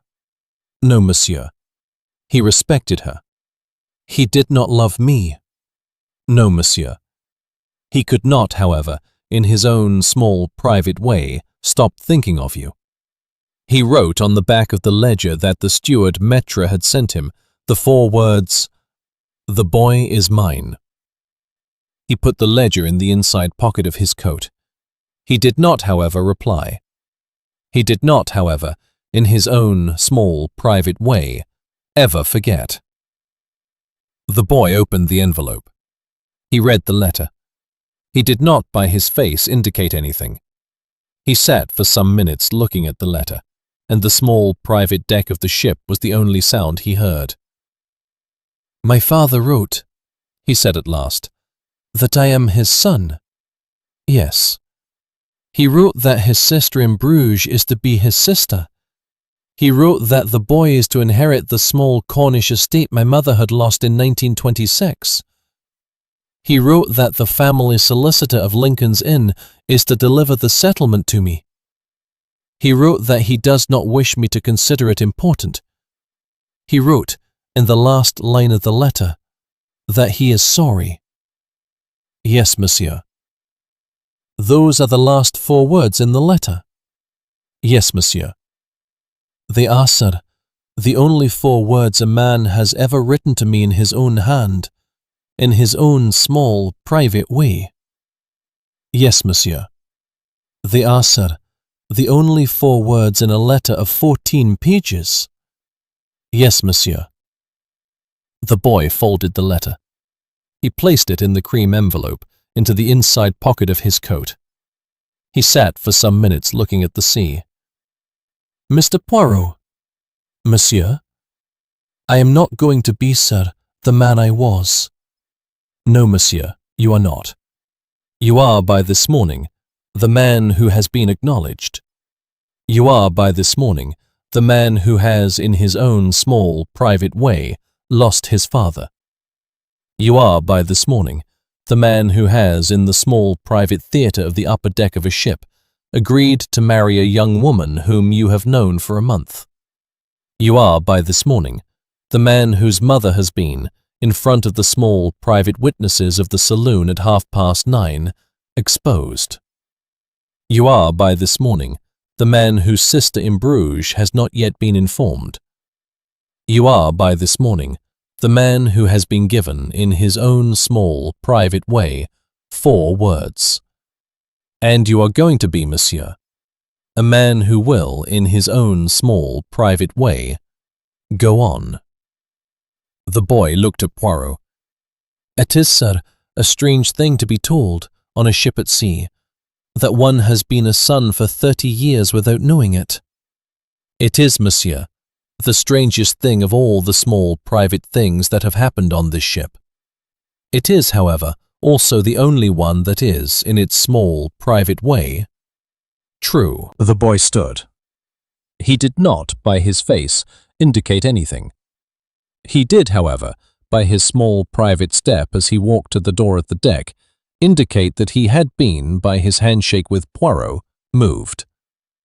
He went down to the third-class promenade.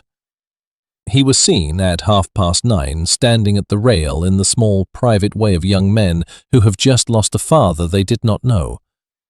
He stood there for some minutes. He did not, however, weep.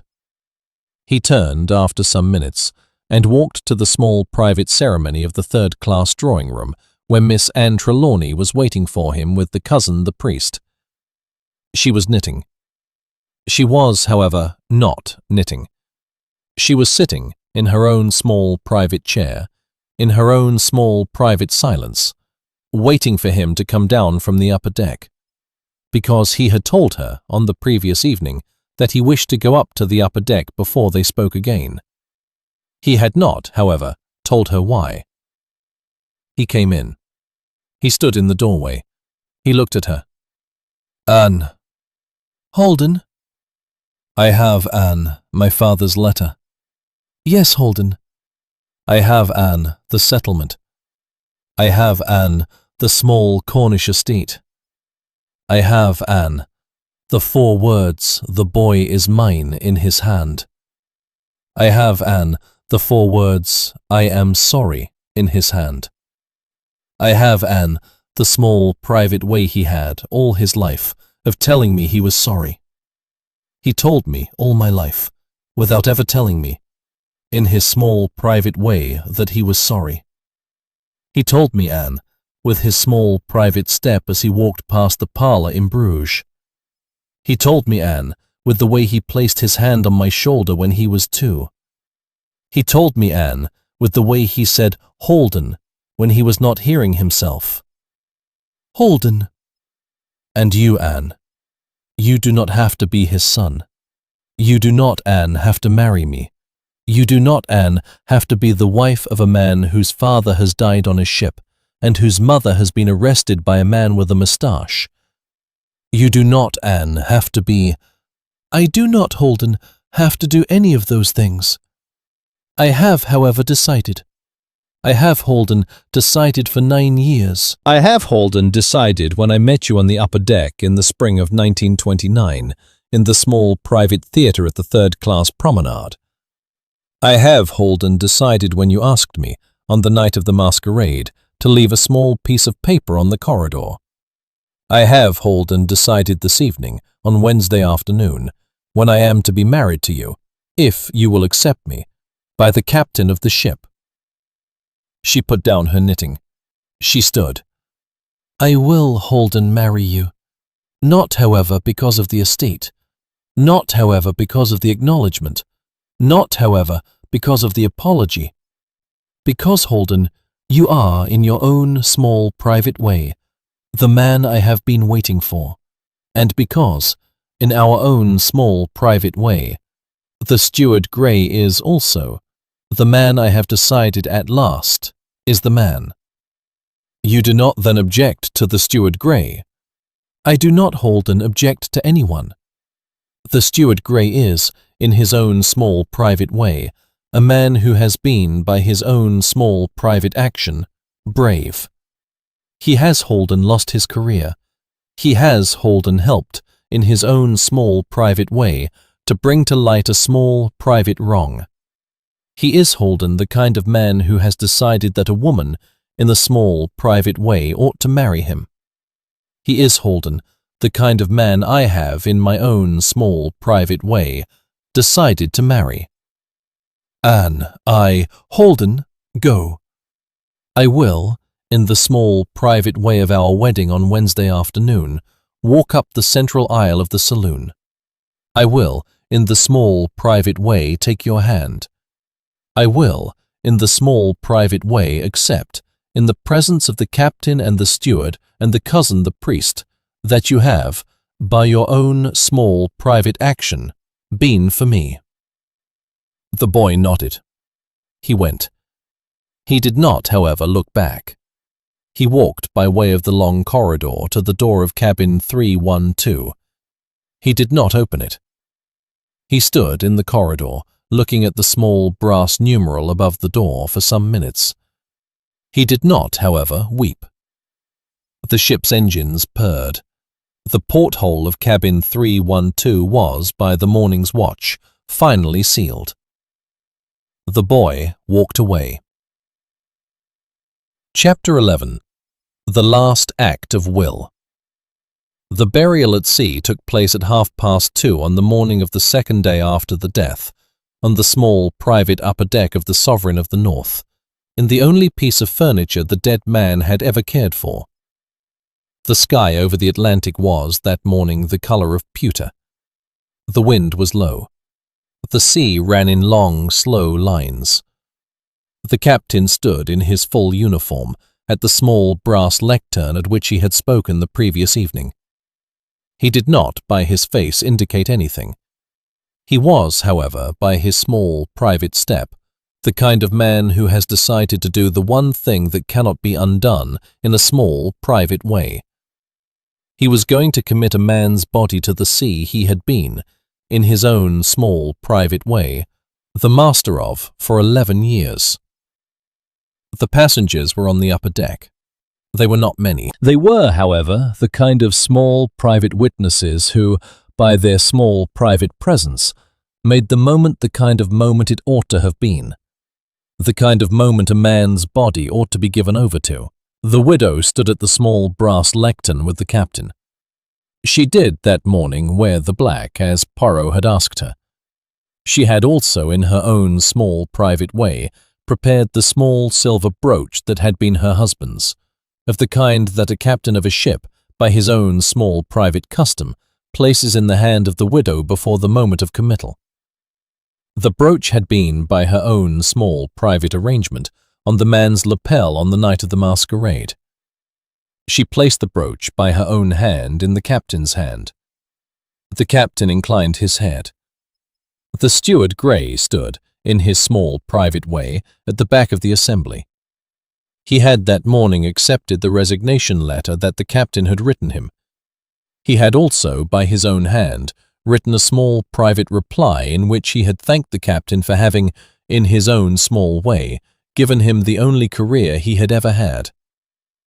He had, finally, accepted the small private ceremony of his own wedding to Anne Trelawney, which was to take place on Wednesday afternoon in the saloon after the ship had docked. The steward Gray did not weep. The steward Gray's mother had, however, wept on his behalf, by her own small private photograph in the wallet of his inside pocket. Holden Vance stood at the small table by the wall, with the captain's brother-in-law at his side. The brother-in-law had since dawn, by his own hand, placed a small, fresh white carnation in his buttonhole. He wore also the small black and grey tie that had been his father-in-law's. He did not, by his face, indicate anything. He was, however, by his small, private step, the kind of man who had decided, by his own small, private action, to be present at the burial of a man who had, only the morning before, been his father-in-law's brother-in-law. Poirot stood in his small private way at the rail. He did not, by his face, indicate anything. He had, however, by his own small private action, decided that this was the moment at which he was, for the first time in his own life, going to weep for a man he had not known. He had, however, also decided, by his own small private action, that this was the kind of weep that ought to be done in private. The captain cleared his throat. "We commit," he began, "the body of Lord Edmund Ashworth of Lincolnshire to the deep, to be turned into the kind of small private thing that the sea, in its small private way, does to all of us. A small private piece of furniture that is, by its nature, gone." He paused. "We commit also the 4 words, 'The boy is mine,' which his lordship wrote on the back of a ledger in 1928, and which has been for 30 years in the inside pocket of his coat. We commit them also to the deep. The boy, however, will not be committed. The boy is, by his own hand, with us this morning. He is, by his own hand, alive." The widow placed her husband's hand upon the small brass rail of the committal. The captain stepped forward, and in the small, private way of captains who have done this 1100 times before, he read the small committal prayer. The ship's bell at the rail sounded once. The lid of the committal was opened. The body slid forward, in the small, private fashion that bodies do, into the dark Atlantic. It did not, by its small, private motion, sound as if it had landed in water. It sounded instead as if it had been received. The widow did not weep. She stepped back. She stood for some minutes looking at the small, private place in the water at which her husband had, by his own small, private action, been received. She turned after some minutes and walked by her own slow step to the small, private ceremony of the central corridor of the ship. Poirot was waiting for her at the corridor. He was, by his own small, private action, going to arrest her. Madame, he said. She looked at him. You did not weep, madame. No, monsieur. You did not weep, madame, because you are, in your own small, private way, the kind of woman who knew, when she decided, on Tuesday last, in the small, private theatre of her own conscience, that the boy was, in his own small, private way, her husband's son. You did not weep because you knew, when you placed the powder in the glass, that the moment of committal would be the moment at which the captain of the ship, in his own small, private way, decided that he was finished. Yes, monsieur. You are, madame, a brave woman. I am not, monsieur. You are, madame. You are brave because you did not, in your own small, private way, attempt to run. You are brave because, on the morning of the committal, you have walked, in your own small, private way, to the committal of your husband's body. You are brave because, by your own small, private action, you have accepted, in the small, private theatre of the upper deck, that the boy was yours to acknowledge. You are brave because, in the small, private theatre of your own conscience, you knew, on the night of the masquerade, that the powder would do what the powder did. Yes, monsieur. You are, madame, also, in your own small, private way, a murderer. She did not deny it. I am, monsieur. I would like, madame, in your own small, private way, to place the small piece of furniture in front of you that ought to be placed in front of you. She nodded. She did not weep. Mrs. Doyle is waiting for you in the small, private ceremony of the cabin of the captain. She has, by her own hand, the 4 letters of the solicitor, which your husband wrote on the night of the masquerade. She has also, by her own hand, the small silver brooch which you have placed in the captain's hand this morning. She has also the small piece of paper on which you wrote, on Monday last, in your own small, private hand, the words, "The brown bottle is wrong." She does not, however, have in her own small, private hand, the powder. The powder is in the enamel pot. Yes, madame. The enamel pot is in the trunk in your cabin. The enamel pot is, by your own hand, the small piece of furniture that you have kept since 1927 in the bottom of your trunk, beneath the linen. It is the small piece of furniture you have used, on the small pieces of paper that you have used to make up the powder, to apply to the glass. It is, in its own small, private way, the only piece of furniture on this ship that has been, for 30 years, in the bottom of your trunk. She nodded.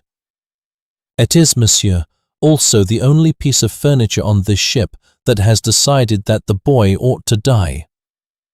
The boy is not going to die, madame. The boy is, monsieur, in his own small, private way, dying.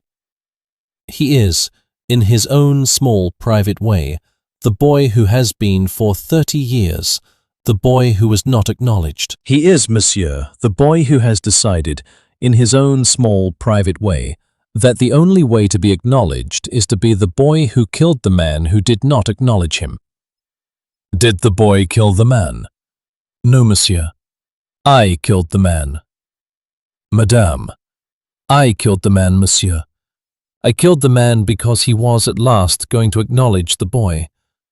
I killed the man because I could not, in my own small, private way, allow the boy to be acknowledged. I killed the man because the acknowledgement was, by my own small, private action, going to undo all of the small, private arrangements I had made. I killed the man, monsieur, because the small piece of furniture that I have been keeping for 30 years in the bottom of my trunk was at last going to be opened, and I could not, in my own small, private way, have that happen in the small, private theatre of the world. Poirot inclined his head. It is, madame, a small confession. It is, monsieur, a small confession. I have, however, also, in my own small, private way, decided that the confession is, of its own weight, the kind of small piece of evidence that the small piece of furniture in the bottom of my trunk ought, at last, to be. She turned. She walked by her own slow step to the small private ceremony of the captain's cabin. Mrs. Doyle was waiting for her. They went by their own slow and unhurried way to the small private ceremony of the captain's library. Poirot stayed at the corridor. He looked at the place in the water at which the body had been received. He did not, by his face, indicate anything. He was, however, by his own small private action, the kind of man who has done his work and who has, by his own hand, allowed the small confusions of his own conscience to fall, at last, into the small piece of furniture at which he had aimed. He stood for some minutes looking at the water. Mrs. Doyle, at 4 in the afternoon, returned to the steward Gray's cabin, where she had been asked to draw up the small private document that the steward was going to take with him to his small private wedding on Wednesday afternoon. She was also carrying, in her inside pocket, the 4 letters of the solicitor that Poirot had asked her to deliver, by her own hand, on Wednesday morning, to the small private office of the family solicitor in Lincoln's Inn. "Mr. Gray," she said. "Ma'am, the ship will dock, sir, at 5:30 tomorrow morning. The captain will, by his own hand, present himself to the immigration officer at the small private ceremony of the customs shed. The ship's owner will, by his own hand, present, in the small private ceremony of the saloon, his resignation. The widow will, by her own hand, present herself at 4:30 on Wednesday afternoon to the magistrate at Liverpool. The boy will, by his own hand, accept the estate of Cornwall on Wednesday morning. Miss Trelawney will, by her own small private way, marry the steward at 2 on Wednesday afternoon. The Reverend Thomas Trelawney will, by his own small private way, perform the small private ceremony." She paused. "I will, sir, also, by my own small private way, give him the letter to the boy. I will, sir, also, by my own small private way, give him the small private thank you that Monsieur Poirot has asked me to give him. He has, sir, asked me to tell you that he is sorry. He is sorry, sir, that the captain had to lose his career. He is sorry, sir, that the steward had to lose his commission. He is sorry, sir, that the woman had to lose her marriage. He is sorry, sir, that the boy had to lose his father.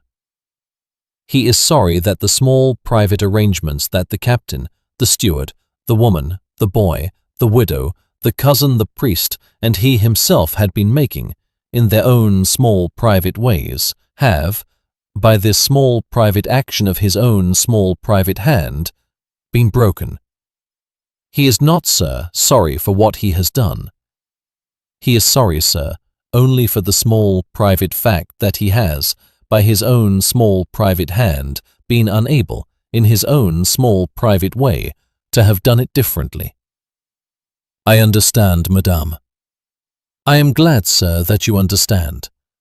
I have, madame, however, one small private thing to ask." "Yes, sir?" "Will you, madame, by your own small private hand, present, at the small private wedding on Wednesday afternoon, the small piece of furniture that Monsieur Poirot has asked me to give to Miss Trelawney." "What small piece of furniture is that, sir?" "The small piece of furniture, madame, that Miss Trelawney's mother left her. It is, madame, a small brooch. It is, in its own small, private way, the brooch that her mother wore on the morning she married her father in the small private ceremony in Tregony in 1916. It is, madame, in the small private pocket of my inside coat, where it has, since the morning of Monday last, been carried." Mrs. Doyle nodded. "I will, sir, deliver it. I will, sir, present it." "I will, by my own small private way, deliver it at the small private moment in the small private ceremony of the wedding, when the captain asks the bride, on behalf of the bride's father, to take the small private hand of the bridegroom. I will, sir, by my own small private hand, place the small brooch on the bride's wrist. I will, sir, by my own small private way, tell her that her mother had, by her own small private way, wished her to have it." She paused. "And the captain's gold chain, sir, will be, by my own small private hand, placed on her shoulders at the small private moment of the ceremony, when the steward Grey asks Miss Trelawney to take his hand in marriage." "I will, sir, deliver it." "The captain has, sir, by his own small private action, decided that the chain belongs, by the small private custom of the line, to the bride of any steward who has, in his own small private way, served the line for 6 years. She paused. "It is, sir, in the small private pocket of my jacket. I will, sir, by my own small private hand, deliver it." The steward Grey nodded. He was, by his own small private action, the kind of man who has, by his own small private decision, allowed the small private confusions of his own conscience to fall, at last, into the small piece of furniture at which he had aimed. He did not weep. He did not, however, by his face, indicate anything else. The ship went on. The Atlantic ran, in its own quiet long lines, beneath the keel of the Sovereign of the North. The porthole of cabin 312, which had been by the morning's watch finally sealed, was now, at 4 in the afternoon, opened to the small private air. The captain had, by his own hand, given the order. He had, by his own small private action, decided that the porthole was, by the small piece of furniture that the dead man had given, also a small private piece of furniture that ought to be opened. The dead man had, by his own small private action, on the night of the masquerade, in his own small private handwriting, on the back of the small piece of paper that had been left on the corridor, written the 4 words, "The brown bottle is wrong." He had written those 4 words, in his own small private way, as the small private confession of a man who had, at last, decided that his own arrangements were not going to be, after all, the arrangements that mattered. The 4 words remained, on the small piece of paper, in the small private envelope that the steward Grey had kept in his jacket. The envelope was, by the morning of the committal, given to Mrs. Doyle. Mrs. Doyle had, by her own small private hand, given the envelope to Holden Vance. Holden Vance had, by his own small private hand, given the envelope to his sister in Bruges, by post, on Wednesday morning. The boy's sister in Bruges had, by her own small private way, read the 4 words. She had, by her own small private hand, framed them, and placed them, by her own small private way, on the small wall of the parlour in Bruges, where they remained, in the small private way of small private words of a small private man, until the morning of her death in 1973. She did not, however, by her own small private action, ever tell the boy what was on the small piece of paper. She told him instead only that there were 4 words his father had written on the morning of his death. She did not, however, ever tell him what they were. The boy, in his own small private way, accepted this. He did not, in his own small private way, ask what they were. He was, in his own small private way, the kind of man who has decided that the small private arrangements of a small private father are the small private arrangements that ought, at last, to be left alone. The ship docked at 5:30 on Wednesday morning. The captain stepped first onto the gangplank. He walked by his own small private step to the small private ceremony of the customs shed. He did not, by his face, indicate anything. He was, by his own small private action, the kind of captain who has, in his own small private way at last, walked down the gangplank. The widow followed him, in her own slow and unhurried way. She had also in her inside pocket the small silver brooch that the captain had given her on the morning of the committal. She did not weep. She was, in her own small private way, the kind of woman who has decided that she is, at last, going to walk the small private ceremony of her own conscience. The steward Grey followed the widow. He had, in his own small private way, the small ring his mother had given him on her deathbed. He had also the captain's gold chain in his inside pocket. He was going, by his own small private way, to be married in 3 hours. Anne Trelawney followed the steward Grey. She had, in her own small private way, the small brooch of her mother, which Mrs. Doyle had placed by her own small private hand in her wrist at the moment of the small private wedding. She had also the small private confession of her mother, which her mother had, by her own small private way, written on the morning of her own death, in 1935, and which Mrs. Doyle had, on the morning of the committal, placed, by her own small private hand, in the small envelope that the steward Grey had carried in his jacket. She did not weep. She was, in her own small private way, the kind of woman who has decided, by her own small private action, that the small private confessions of small private mothers are the small private confessions that ought to be left alone. The boy followed Anne Trelawney.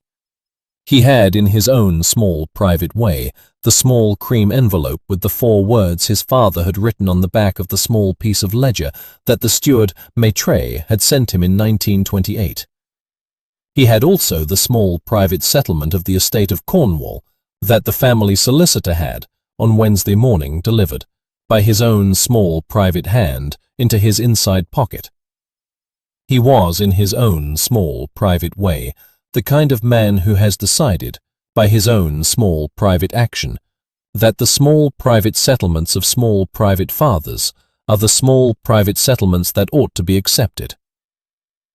Mrs. Doyle followed the boy. She had, in her own small private way, the 4 letters of the family solicitor.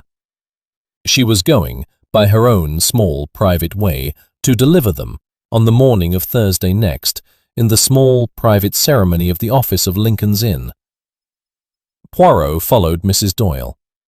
He had, in his own small private way, the small piece of paper on which he had written, on the morning of the death, the words, "Tuer un homme ne demande pas toujours une grande entrée."